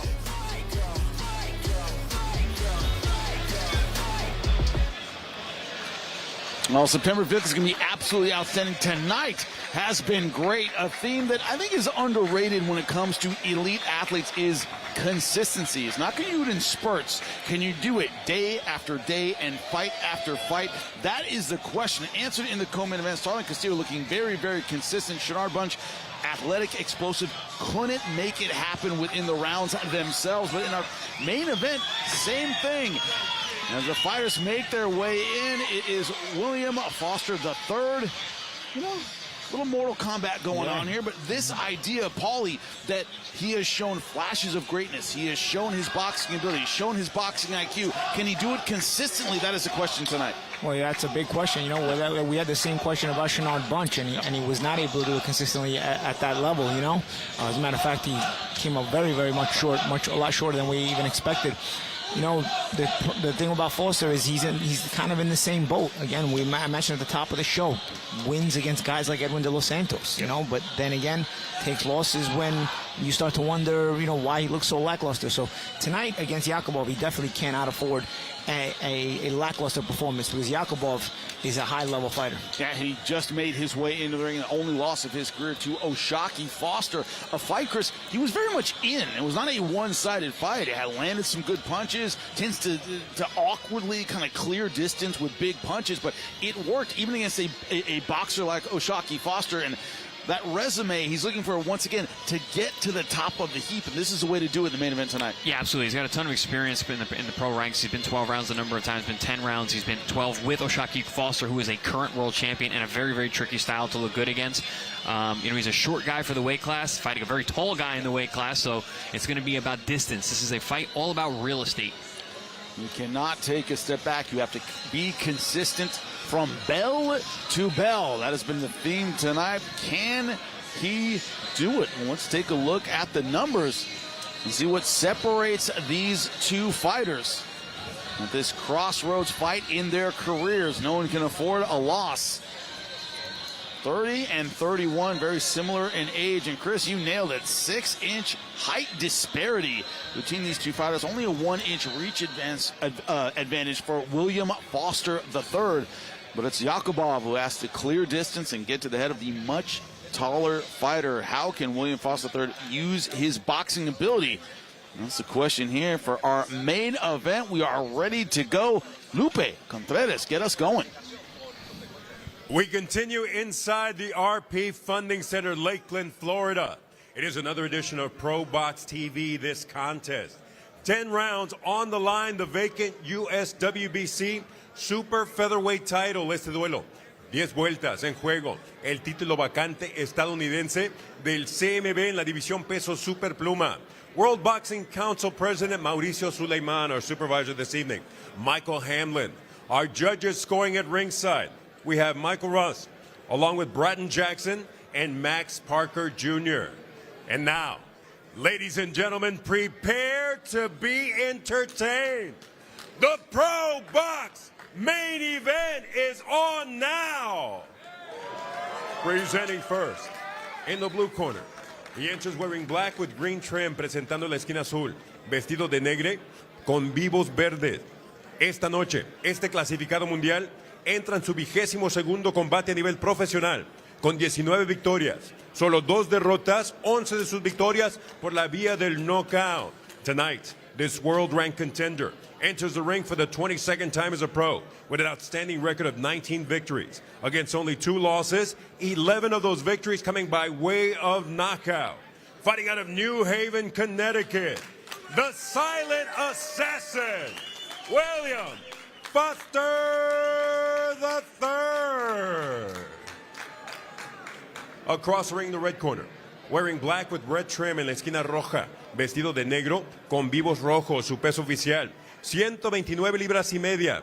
Esta noche, este clasificado mundial, número 5 del CMB, entra con un récord de 22 victorias, solo una derrota, 12 de sus victorias por la vía del cloroformo. Tonight, this world-ranked number 5 contender by the World Boxing Council enters with a record of 22 victories against 1 lone defeat, 12 of those victories coming by way of knockout. Being presented in association with Samson Boxing and representing Isfara, Tajikistan, Yaqubov. With final instructions of referee Christopher Young.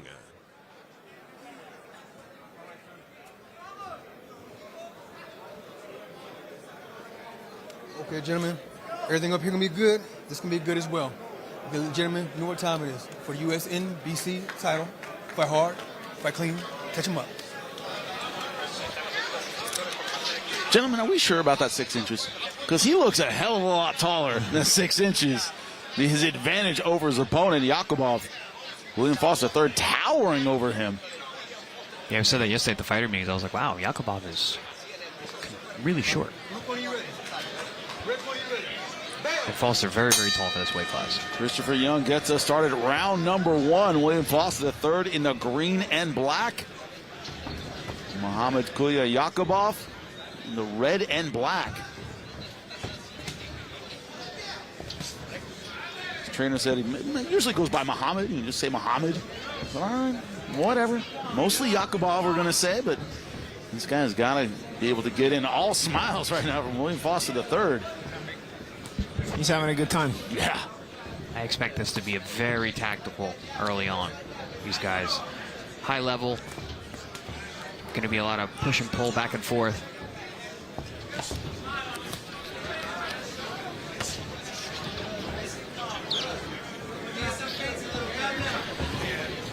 Yakobov not having a real extensive amateur career, according to his coach. So he's kind of developed a style that is A, for the pros, and B, a little bit awkward, Paul. As you say, guys who don't develop in the amateurs kind of have to make their own style, and he's definitely done that. And it tends to be a style that's difficult to time. Also, he's kind of compact too, so he kind of fights his strengths, right? It's a little bit of a mirror match of our last fight, where you've got one guy who is athletically gifted in Foster, and you've got another guy who's awkward but makes it effective. I don't expect the same result, as the last fight, but interesting that we have another matchup like that. And also another Orthodox versus Southpaw battle. Yakobov coming out in the Southpaw stance. William Foster III coming out in Orthodox. Yakobov throwing that nice straight left hand down to the body. Good weapon against an Orthodox fighter as a Southpaw, and one that's taller than you as well. And battle of footwork as well. This lefty-righty matchup, as they tend to be. And then you see Foster, he's using that overhand right quite a bit.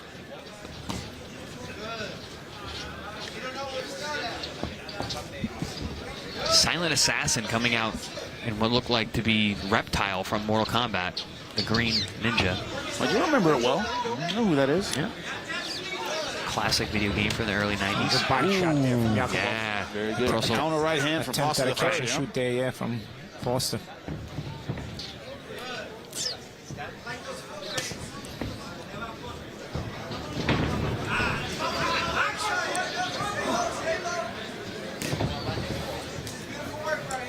As you expected, a tactical battle. So far, that's what we're seeing. Both guys trying to find their range. Both guys are playing excellent defense. You saw Foster earlier, who was not unwilling to be clinched. Use some little fancy movement. Good right hand from Foster. Yeah, tough around the score. Yeah, close. I think it's going to be a tough fight to score. I think these guys are going to be like this throughout.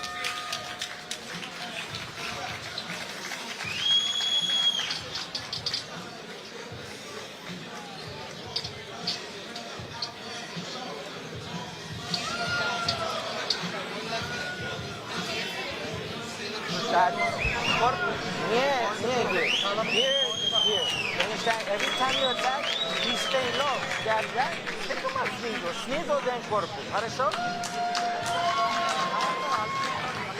Get in position, dig that body with your right hand, okay? He's confused. Keep him guessing. Good job. Stand up, baby. Shape. Welcome back and ready for round number 2. Talk about William Foster III and how he came up. Suleiman Sagawa, Donald Smith, Edwin De Los Santos, all undefeated until they were beaten by Foster. Good timing on that right hand. That's what he's so good at. Is we talk about that physical ability. His timing's good. His footwork is outstanding. It's been his activity level, and I don't know how to say it, Paul. Maybe his effort level and his losses that has surprised everyone. Yeah, that's been what it is, And I think so far in round 1, we saw 2 guys that were pretty locked in. We're trying to figure out who's going to be able to grab the bull by the horn, so to speak, in this fight. Yeah, Foster at his best is a real problem for anyone in these weight classes. I'm talking championship level. But the inconsistency leaves you questioning, where can he really go? How high can he soar? The body shot, yeah.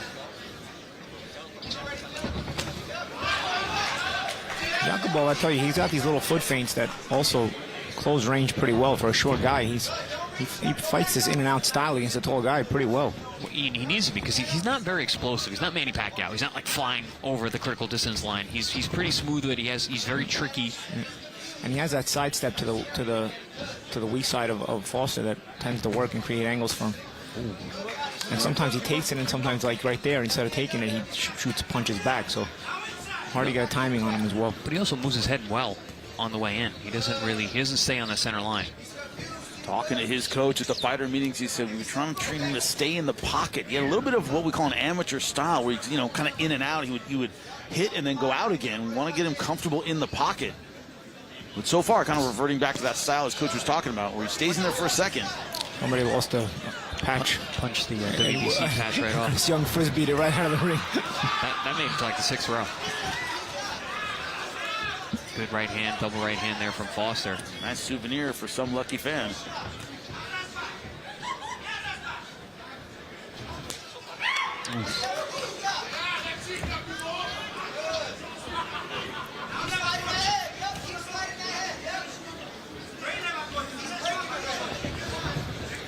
Foster, I like the way he changes speeds on his punches. Does a couple flicks and then throws a fast one down the middle. Good changeup. I like the body work, though, from Yakobov. Yeah, both guys have been reliant on certain things that they've both done well. Still, nobody's taken the bull by the horns and really taking control of the fight yet. Oh, yeah. A lot of jockeying for position. Yeah, not a lot of separation so far in this fight. No. And a lot of shots are not landing clean, and the ones that are because some power is being taken off them in order to, get accuracy on them. So they both have very solid defense. Yep. No one's getting hit very clean. Last time out against Brandon Benitez, that was in D.C. on our air. Foster looking very good in that fight, kind of controlled it from the beginning.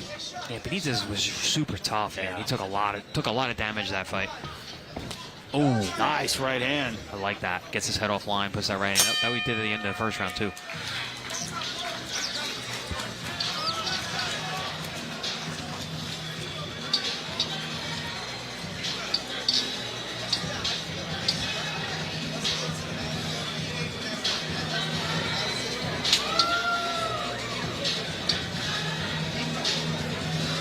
Side, you gotta work. Corpus, sneasel, back up way inside. Okay? When boxeo, cut him out, boom. I want 2 punch, 3 punch, not 1. William Foster III not sitting down in his corner. I think he liked the way things went in round number 2. Good stuff with the right hand against the southpaw. Yeah, beautiful getting his head offline and putting the punch on the line. Great weapon against the southpaw. Didn't land as clean as I initially thought, seeing that on the replay. But that's been a good weapon for Foster tonight, getting that head offline, putting the right hand down the middle. It's essentially been that punch versus the body punching of Yakubov. One thing we were wondering about, gentlemen, was the activity level of William Foster III. Certainly picking it up in round number 2 and starting out round number 3. Very, very active with the lead hand. Oh, good shot there from Yakobov, though.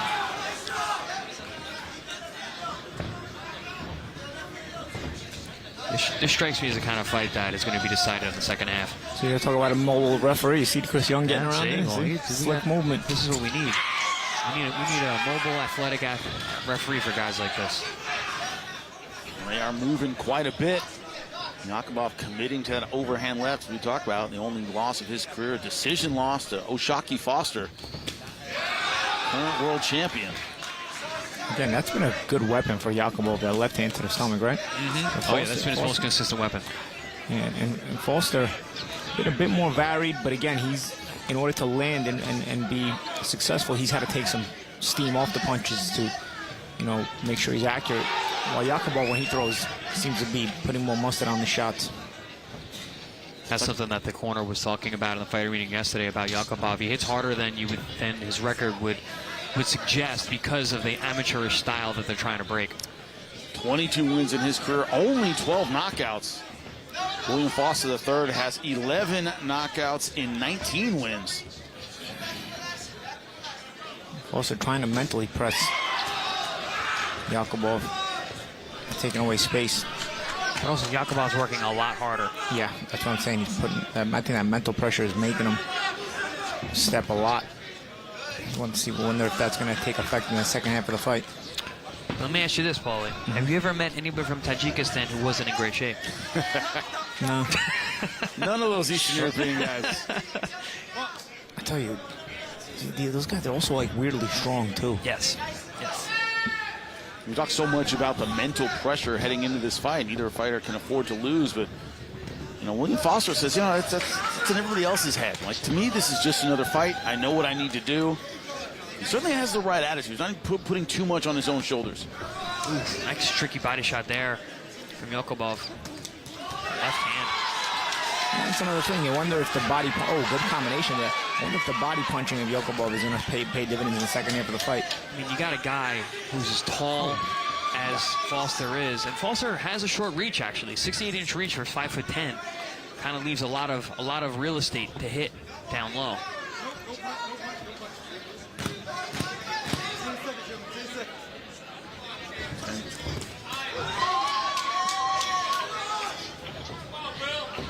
Ooh.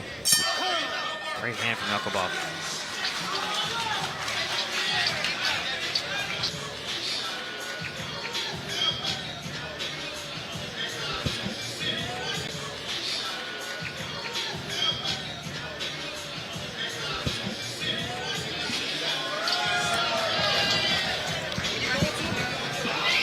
After combination, step turn and keep working. Listen, you're looking for one punch. I don't want one punch. I want combination. And then give me movement. Хорошо?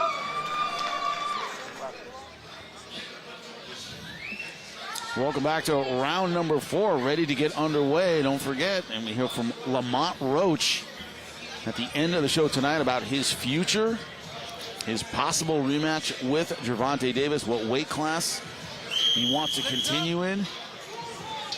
News about his career, you'll hear it here. Don't go anywhere after the fights are over.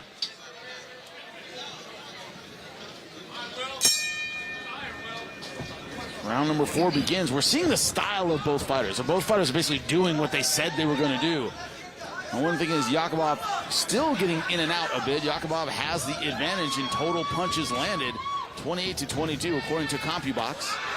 Yeah, but that all really happened in the last round. It was very, very nip-tuck for rounds 1 and 2, but Yakobov had a really good round 3. Yeah, and had some good steam on his shots that were eye-catching. But again, you see how Foster does a good job of playing the position game and forcing Yakobov, like you said, champ, last round. Work really hard. Work really hard and move a lot. Yeah, but Yakobov's catching up because of the body work. Yes. He's working a lot. He's gas tank's going down, but he's also landing so many effective body punches. And you said gets underneath the punches very well. Also has that weak side exit like that. Gentlemen, it's like trying to hit a fire hydrant. Right? It's just right underneath. A moving fire hydrant. Moving fire hydrant, yeah. Doesn't give you a whole lot of targeting opportunities. I think there's got to come a point in the fight where Foster does well with these little headbutts. Foster does well with these taking the steam off the punches type of shots to pot shot and land, but he's got to start mixing speed and sometimes taking it to a higher speed and higher intensity. Because Yakobov is starting to raise his intensity more consistently. And Yakobov had a 2-month camp to get ready for this in LA. That was Tangling the feet. But a good body shot nonetheless from Yakobov. I think Yakubov's feeling much more comfortable on defense now. That's why you're seeing him starting to punch harder. Ooh, like that. Starting to be the bully a bit. Foster's going to have to start coming in with some counters for those body shots. He's got to start taking away the intensity and the excitement level of Yakubov's body punching.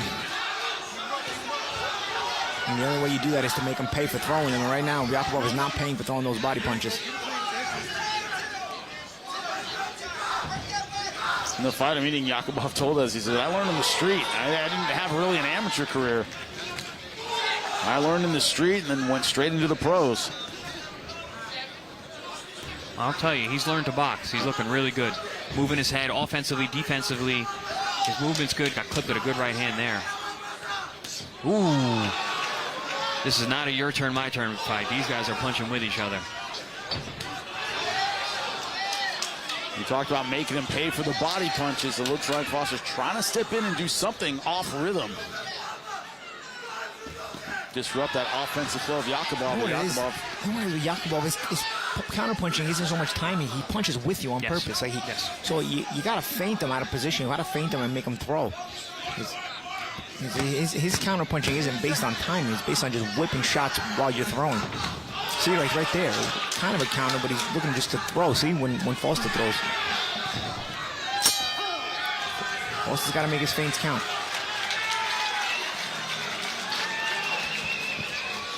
Yakubov's conditioning looks to be excellent. He moves all around, and he throws punches, hard ones, consistently. Anything he can throw when he gets inside, right?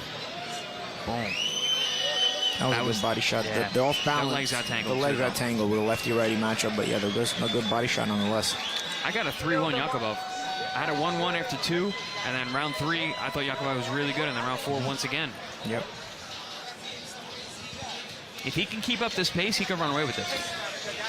We'll see. We were talking about last fight if Shinard Bunch will make the adjustment, and he was really not able to, at least not on a consistent basis. It's going to get down to that point in the fight where Yakubov has made some strides here. Let's see if Foster can make an adjustment. And I actually think Yakubov is looking less and less awkward than we thought in the beginning. He just looks good. He's doing things right. He's keeping his head offline. He's circling lateral movement. He's attacking the body. I think psychologically his mentality is to take control of the fight now, I would keep mentioning that, and I think Yakubov really has done that. Outside of round number 1, to your point, Chris, about your scorecard, it's been Yakubov with the advantage in power punches. Last 3 rounds, you've given them all to Yakubov. Box doing a good job of making me look like I know what I'm talking about. That's not an easy thing to do. And they've done it well. I've been told that by a lot of people, trust me. Got to go by the numbers.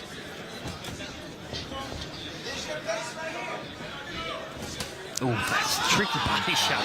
Again. And again, Yakubov not paying for throwing those body punches. What does that do? It makes him more confident in doing that. Got to take away the confidence if you're Foster by making him pay. And if you're Yakubov, you keep going to that body. If Foster allows you to, that's what you're doing. That's exactly what he's been doing. And he's doing it with more self-confidence and more self-belief the more he lands them. What's interesting, I mentioned that he's not like Pacquiao, who's so explosive, but he is like Pacquiao because Pacquiao punches with you, too. Yeah. He gets his head offline and throws. And it's a good move for a shorter opponent. You got a nice foot feint there from Yakubov. Again, those are the things that don't even... I was talking about Foster needs to be doing a lot of that because Yakubov tries to throw with you. Yeah. So it's Yakubov who's been foot feinting really well throughout the fight. Brandon Benitez fight, we said in ProBox TV on our air in DC, he was outboxing him throughout that fight. Didn't have to come back, didn't have to rely too much on his power. May need a different tactic tonight. You notice Yakubov has a recognition of if he puts Foster out of position. If he puts Foster out of position enough, he steps straight in because he knows he can attack him. If Foster doesn't lose his positioning enough, what you notice is Yakubov steps weak side, steps around so that just in case Foster can throw it back, he takes it away from him. So good recognition on the entrance You notice sometimes he steps right in. Oh, the body counter. shot. I heard him. Good counter from Foster, though. Yep. That's what you got to do. You got to get that counter in. He's got to get some respect because Yakubov's running him around the ring. Oh, good left hand from Foster and a right hand, but back comes Yakubov. Now Foster's trying to throw it back instantly when those body shots are coming out. See if it's something that he's going to pay attention to do more. He has to impose himself, and the only way to do that is to punch with him. He's going to get hit, though. He's going to hit either way. Might as well punch.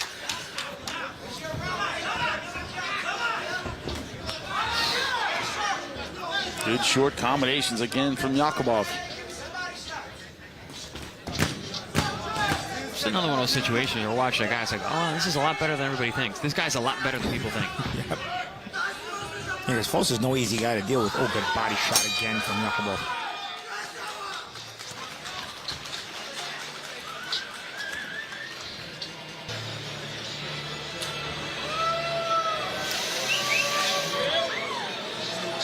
After combination, after 1-2 punch, I don't want you pulling back. I want you to stay and then counter punch because he's catching you as you're coming out.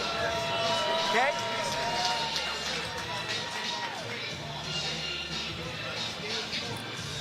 We're halfway through this fight, scheduled for 10 rounds, our main event. And it has been Muhammadkhuja imposing his will since round number 2. Power punches just like that, Chris. Imposing his will and showing his skill. I'm really impressed with how he has been able to develop his style. I've never seen this version of him. He's very complete tonight. Offense, defense, head movement, staying off the line, punching with you, head and body. Yakubov's doing it all right now. William Foster the third.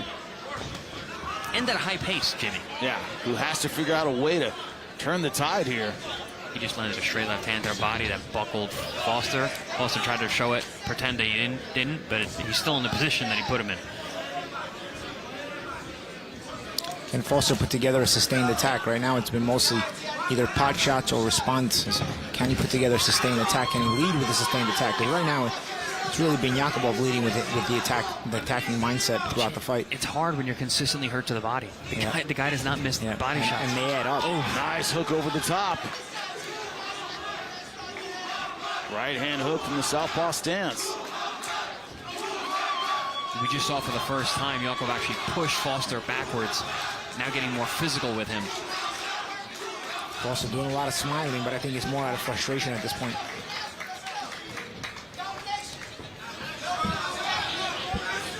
Good footwork from Yakubov as well. Nice left hand. This is what I would call comprehensive. Yakubov's doing it all.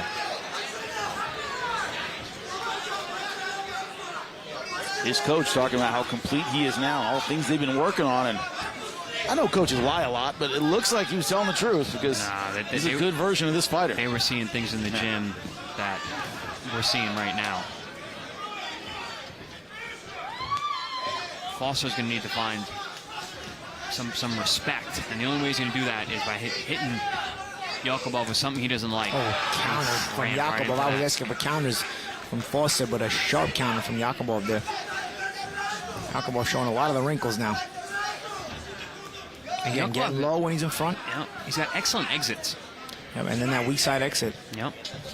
But even when he pulls out straight, he stays low. And he's already short, so it gets him even lower, makes him even tougher to hit. And when you do hit him, he comes right back. Yeah, fighting mentality. Again, a willingness to control the fight. Good body shot there from Foster. Left hook outside the elbow. But again, Chance, to your point earlier, like Foster seems like he's taking power off the shots. taking mustard Just off the shot so he can try to land. Yeah. I think he's actually got to be consistent with a good body shot again. I think Foster needs to snap those jabs out there because you got the lead hand of Yakubov. Nice right hand.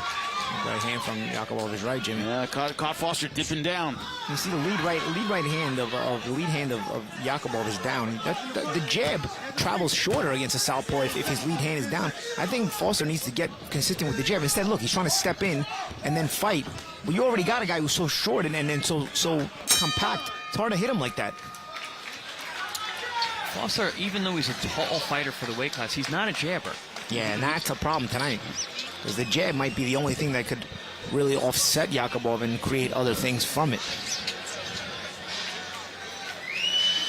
Oh, man, that was a vicious body shot right in the middle. Off a flicking little jab that Foster throws. And that's when you talk about he's not a jabber champ. He doesn't have that commanding jab, that dictate things jab. It's more so, trying to create other stuff off it, like just flick it out there. Another thing we saw in that shot is also when you dip, it's almost like you bring yourself right into Yakubov's range. It doesn't get you out. It gets you kind of into his power punching range. So that slip and dip is almost a good thing. Yeah. Yakubov can just throw the punch out and it's right there. And Yakubov's just throwing off any dip. Off any dip, he's just dipping because he's throwing with you. So any move he makes at close range, he just throws a punch off it. But also, Foster's not really a tick-tock fighter. He's not moving side to side. He's going to be there. He's a tall fighter. He's getting his head offline and just throwing it down the middle. Look at the opportunity for the jab there. Look where Yakubov's heading. Yakubov's 5'4". You're 5'10". There's an opportunity for the jab here. And then Yakubov lands a jab. Yep. Also, if you're worried about the counter left hand, okay, you can feint. Oh, good right hand from Foster. Round number 7 and a good right hand for Foster. Can he follow up on it? Foster definitely got a lashing in the corner. Tongue lashing. Got to go out there and get some respect. They want the overhand right. I see the way they're calling for it in the corner with the body shot from Yakobov. It's too complicated of a punch when he gets a short guy like this, though. Yeah. I think you shoot the shot underneath either as an uppercut or as a shot to the solar plexus, right hand to the solar plexus. Again, also an uppercut if you're Foster. I think the overhand right, these two down low is Yakobov. It's not there. As you can see, he gets underneath all those hooking right hands. And then maybe if you land a few of those, it may pick him up before the overhand right. Good body shot from Foster there. It looked like a buckled Yakobov for a moment.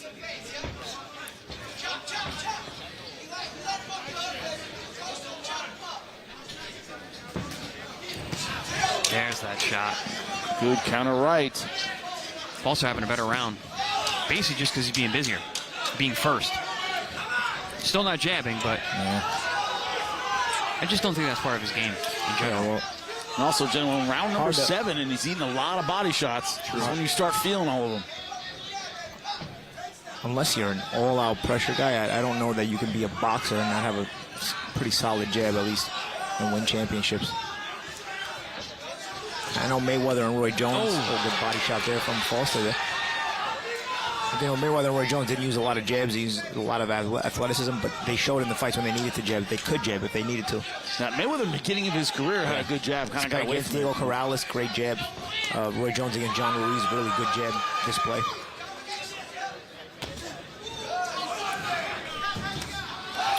Boston now stepping in hard with the right hands, trying to dictate, and this is what he needs to do. Physically trying to get back into this fight. It's William Foster III, and he is certainly behind on our scorecard. It's the most competitive round since the first two.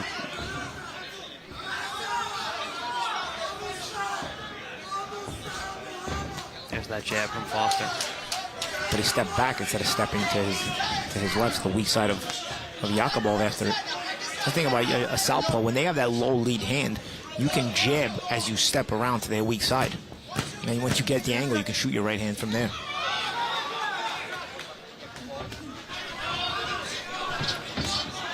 Well, Foster III finding some success in this round. Can it continue? Good round for Foster. Yeah, he did. He made the effort.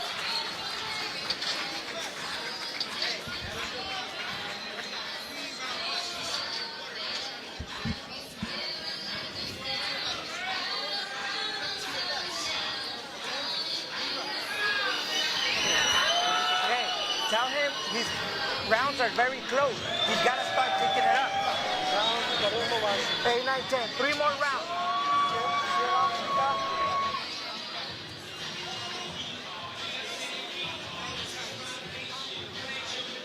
Well, certainly a better round 7 for William Foster III. Trying to get back into this fight. He needs to do more of this, and you see that's where those little mouse was created on the eye there from an overhand right. A couple of headbutts in there don't hurt, right? Yeah, little insult to injury. injury. Standard righty-lefty matchup. We begin round number 8. Now that could have been a turning point that last round if Foster can assert himself here.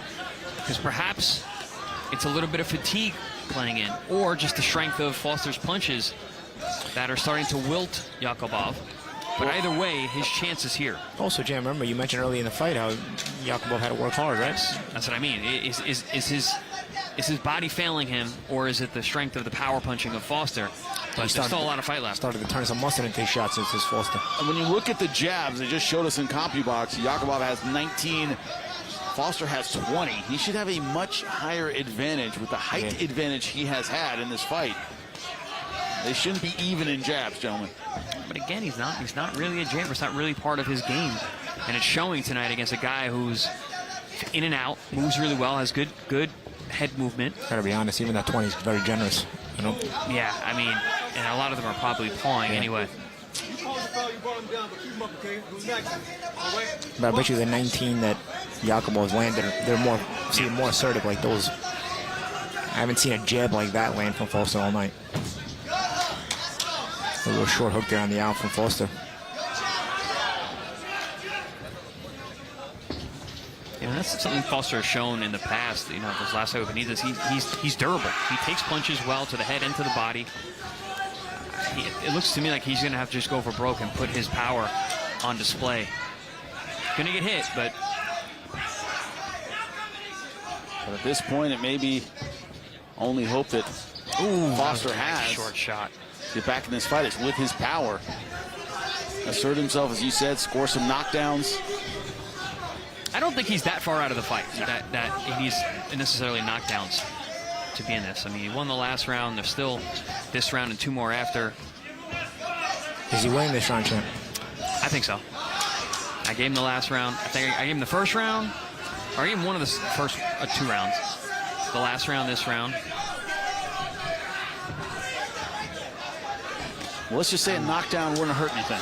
No, well, it would hurt Yakubov. Good shot. Good stuff from Yakubov. Just as you were talking about Foster having a good round. I mean, there's a nice Tajikistan contingent here. There is. They're chanting loudly. Getting behind their guy. Oh, good hook there from Yakubov. Slides away. Oh, headbutt, little body shot, a little of everything in that exchange. Body shot, headbutt, shoulder butt, all together. Champ, earlier I asked you if you knew any fighters from Tajikistan that didn't have a gas tank. Do you know any fighters from Tajikistan? No, but I knew one guy. My brother used to know him from Tajikistan. Guy never lifted a weight in his life. My brother took him down to the bench press. Guy lifted 300 pounds. That's crazy. That's naturally strong. Of course.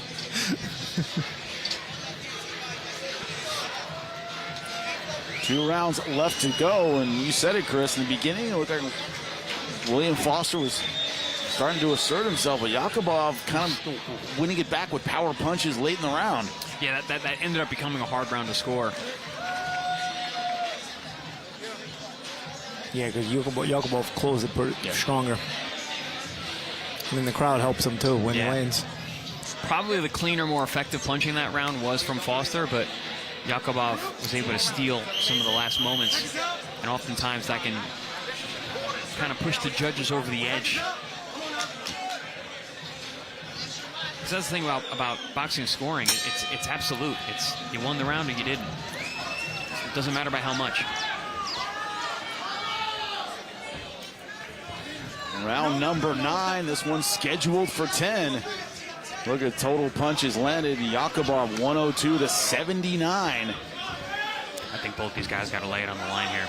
Yeah, since round 1, Foster has yet to outland Yakubov. They were tied in round number 5, according to CompuBox.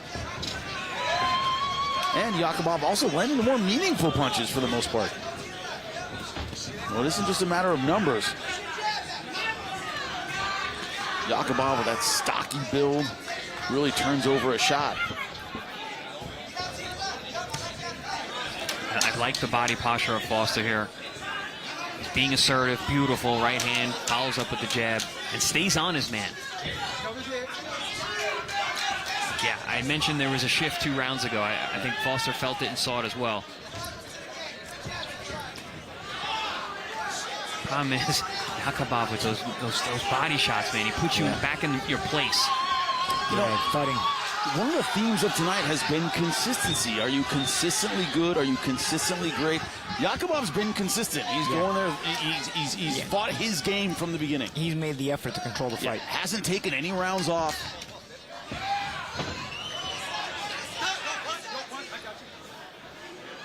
He has made William Foster fight his kind of fight, and Foster hasn't been able to dictate his own terms. Champ, I agree. I think that there's been a tactical error in trying to have Foster throw those looping right hands, because you got a guy who's 5'4". It's very easy to go into them. And he gets low. Yep. So you can pick him up, either throw him the uppercut to the head or even to the chest and to the solar plexus, which then could make him come up for the later on. Then you could maybe hit him with those overhand Have you rights. seen a single uppercut from Foster?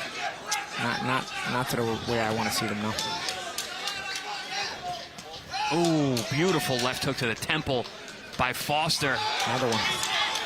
See, Foster definitely is the harder puncher of the two. You can tell when he does land the shots, and he actually puts that mustard on. Another good jab from Yakobov.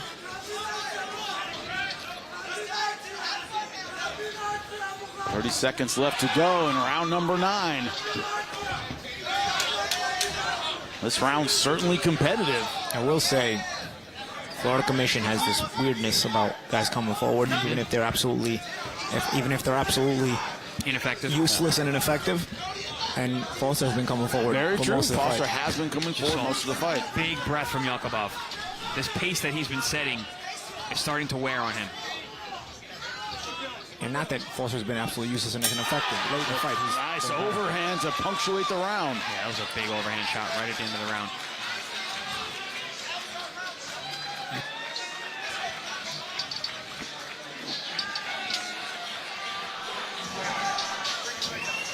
Listen to me. This is your fight now. It's a little bit close. I think you're ahead, but we need to do something to where you're in your combinations. And you leave out slow and you come back to combinations, okay? He's tired, yo. You have to separate yourself this round. Bite down and show him that you want it more. You get inside, shit.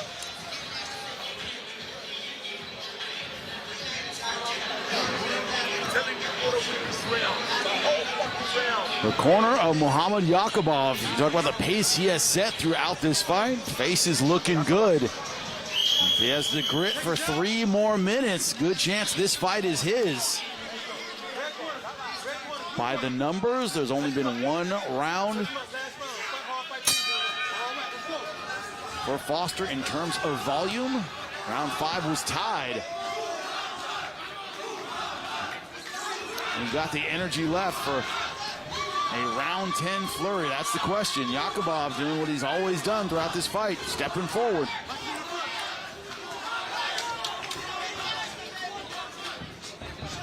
Exploding, getting inside range. Foster trying to be the matador a bit, but he's just keeps getting tagged, gentlemen. I think both these guys need this round.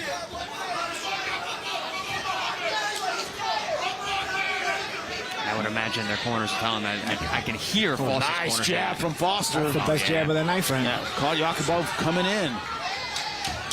Foster's really got to push here. I think Yakubov's going to slow down a little bit. Oh, good shoulder there. Shoulder barge to the head.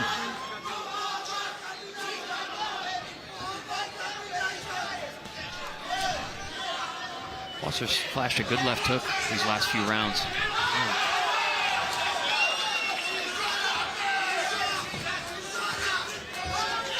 Tried the overhand again. Oh, beautiful right hand from Foster on the inside. Back comes Yakobov with a good right hand. That hook over the top from the southpaw stance. Yeah, and that's probably the kind of overhand right that they've been wanting in the corner. A very close final round here, gentlemen.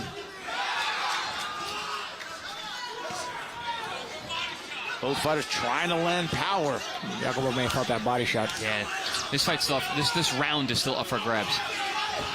Ooh, good left hand there from Yakubov. Yakubov's also good at walking you into shots.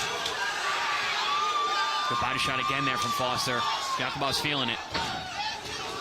First time I've seen Yakobov really breaking position. Yeah, and Foster physically taking control of the fight. Yep. Under a minute left in the fight. Body shots will do that. Good fake there from Foster.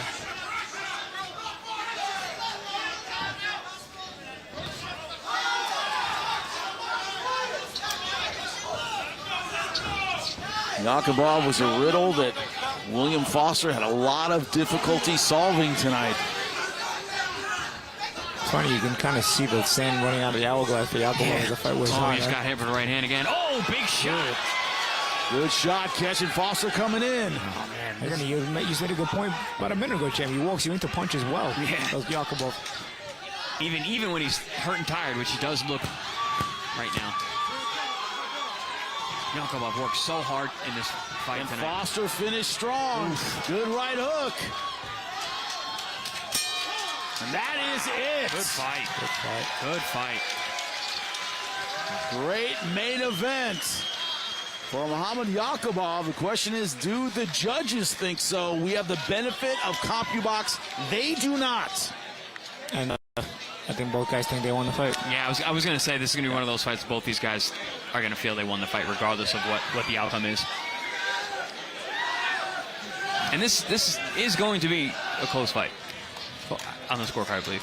Who do you have on your scorecard, Chris? That's the question. I mean, it's yours that counts here, to me, in my heart. It's yours that counts. Yakobov probably edged it for me, but I could easily see a draw. Paulie, is that how you see it as well? Yeah, if I had a, gun to my head, Yakobov may have edged it, but the closing of Foster leaves you with that feeling like, the last thing I saw was Foster, really finishing stronger. Do I want, should he get it?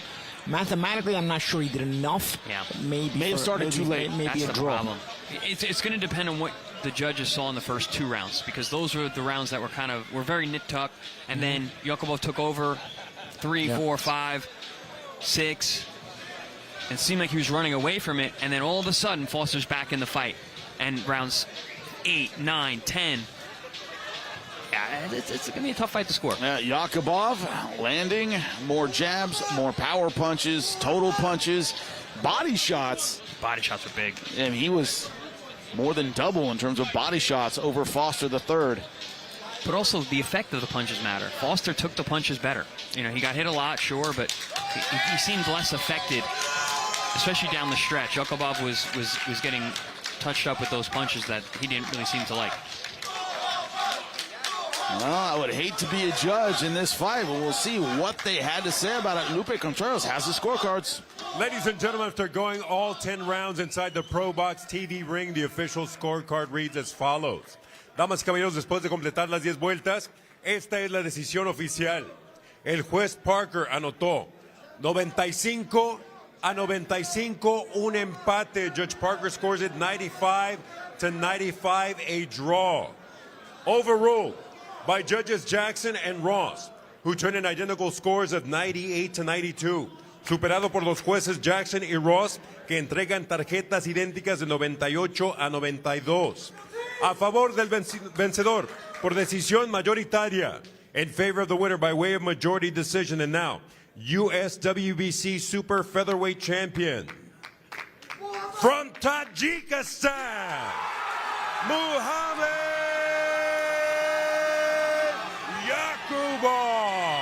In case you weren't paying attention, one judge had it a draw. The other dude had it 90, what was it, 98, 92? Two judges had it 98-92 for 98-92 and a draw. We did say either Yakobov close or a draw. They had it a little Yakobov a little wider and a draw. Yeah, Yakobov wider and a draw, which is a little weird. But I think that I don't think it's a problem that necessarily the wrong guy won. Right? It wasn't necessarily that the wrong guy won, but the disparity in scorecards is obviously weird. The two judges said 98-92. I don't know how you get 98-92 in either direction. I'm going to stick to exactly what Paulie and I both say. I leaned toward Yakobov. I thought he won a very close fight, like a 6-4, but a draw would not have confused me at all. Yeah, but the disparity in scorecards is definitely confusing. You're going to give Foster 2 rounds? That's crazy too. I mean, that's especially the way Foster came on at the end. It's weird because I was saying how the Florida Commission likes pressure guys. I mean, Foster was coming forward. So. I mean, I've seen the Florida Commission give guys who have no business winning the fight, but Champ, just for coming forward. Even comparatively, how do you just give him 2 rounds? Because a lot of judges are dumb and they go comparative rounds. Yeah, exactly. That's the. Oh, that's frustration of bad judges, right? Yeah. No, I mean, it's part of the game, part of the sport. That's exactly how it works. But you see the man who wins, Muhammadkhuja. Outstanding performance in our main event tonight. Question is now where he goes, both co-main and main. In very crowded weight classes. They have good records and outstanding performances here on ProBox TV. And as we know, you look good on ProBox TV. Big fights are in your future, but the Tajikistan contingent celebrating with the flag. They were loud in the crowd tonight. Every time Yakobov landed a punch, they were going absolutely crazy. But Yakobov sticking to the game plan. Exploding well using his power punches. Enough to get a majority decision. As we check it out ringside with his translator, but we knew he was tough. We knew he had skills. He showed that in our main event. You know who else showed their skill level? That's right, ringside. Jimmy Smith alongside the champs, Chris Algieri, Paulie Malignaggi, and Marques Valle. Great stuff tonight, my man. When I was looking at you, Chris said it on air. He goes, this guy made 154 pounds. Man, how does it feel at 160, the new weight class? I feel like a different fighter now, you know? I feel like I'm supposed to feel in the ring, you know? Like before at 54, even at 47, when I was at 47, rehydrating, I felt like there was something left, you know, left in camp, you know. But now that I'm in my full weight, I don't have to cut as much, and I'm eating good. I'm training good, eating healthy, and I feel very strong and very, very like me.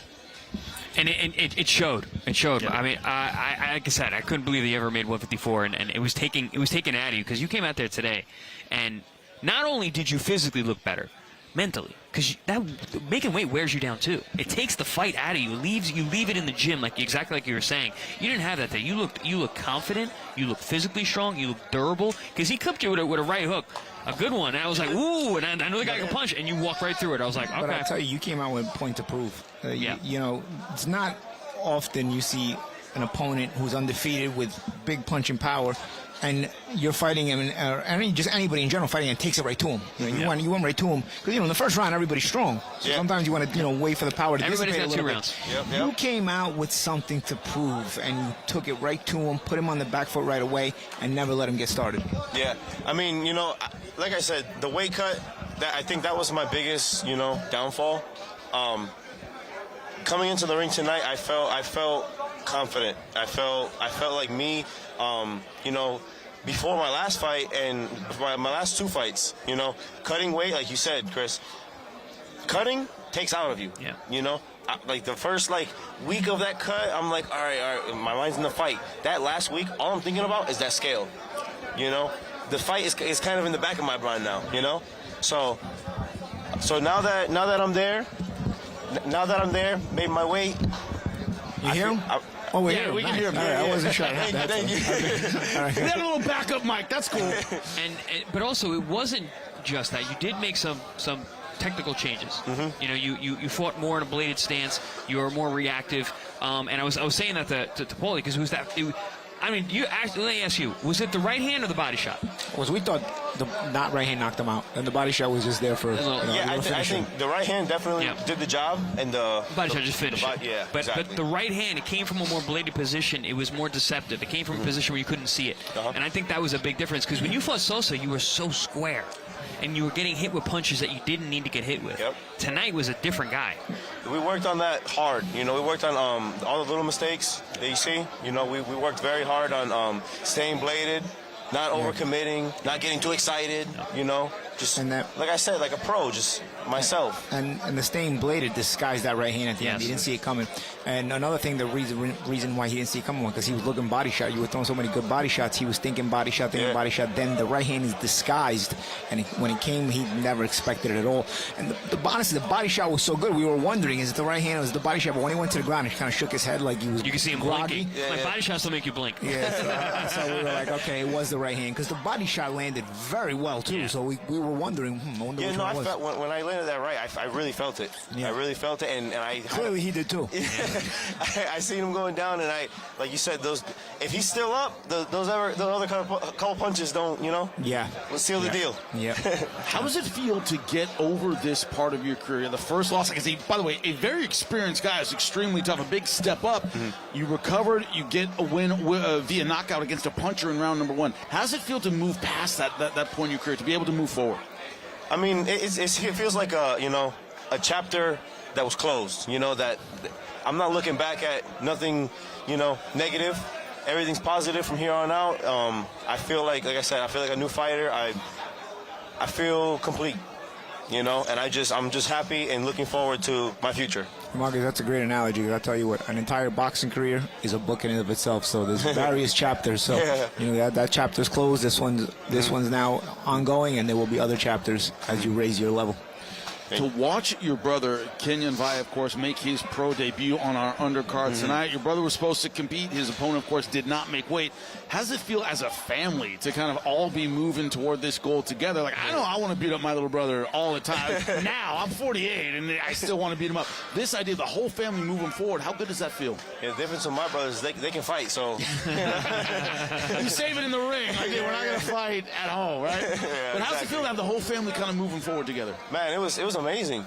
We haven't fought together like since amateurs, Really? It's been over a decade that we all fought in the same night, and getting ready for this fight together in the gym, diet, everything side by side with them. It just makes it gives you an extra fire. You know what I'm saying? Like more passion to it, and it was great. It was great. Yeah, it was great to see Kenyon make that debut. He looked really good. He did look good. He can fight. Yeah, he can fight, man. And he's different than you guys are all different, actually. Yeah. It's really cool to see.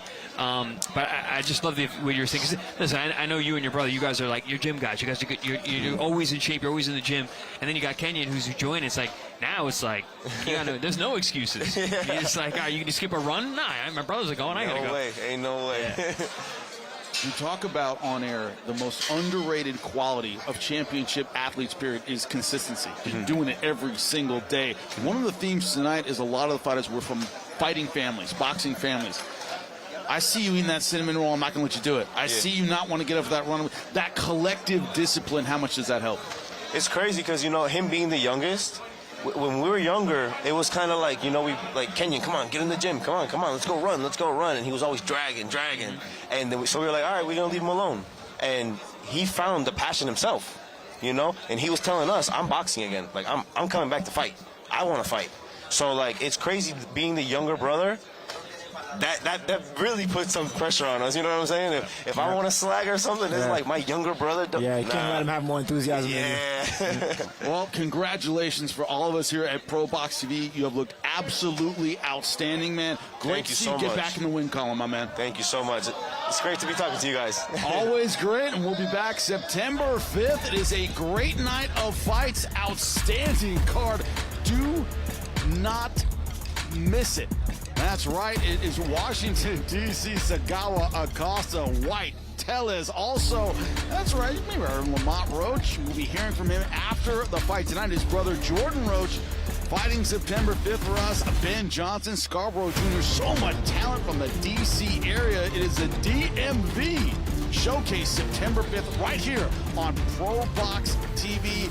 Don't miss another night of 50-50 all-action fights. Well, you know about Future Stars. It was competitive from the beginning, and then on the main card, it was all about viciousness, knockouts, a great finish from John Mindoro, but outstanding performance by Marques Valle. Just heard from him about that vicious first-round knockout. My God, what a gigantic middleweight, the co-main event. Starling Castillo over Shinard Bunch in a virtuoso performance. And a main event that was a draw on one scorecard, but stay with us.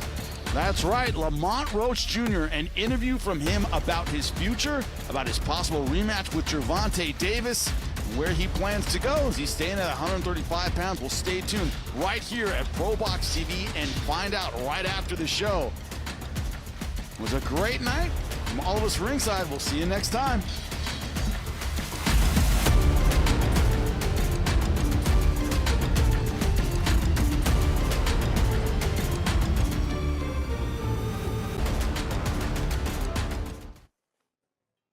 Welcome to a very special boxing. De Mexico!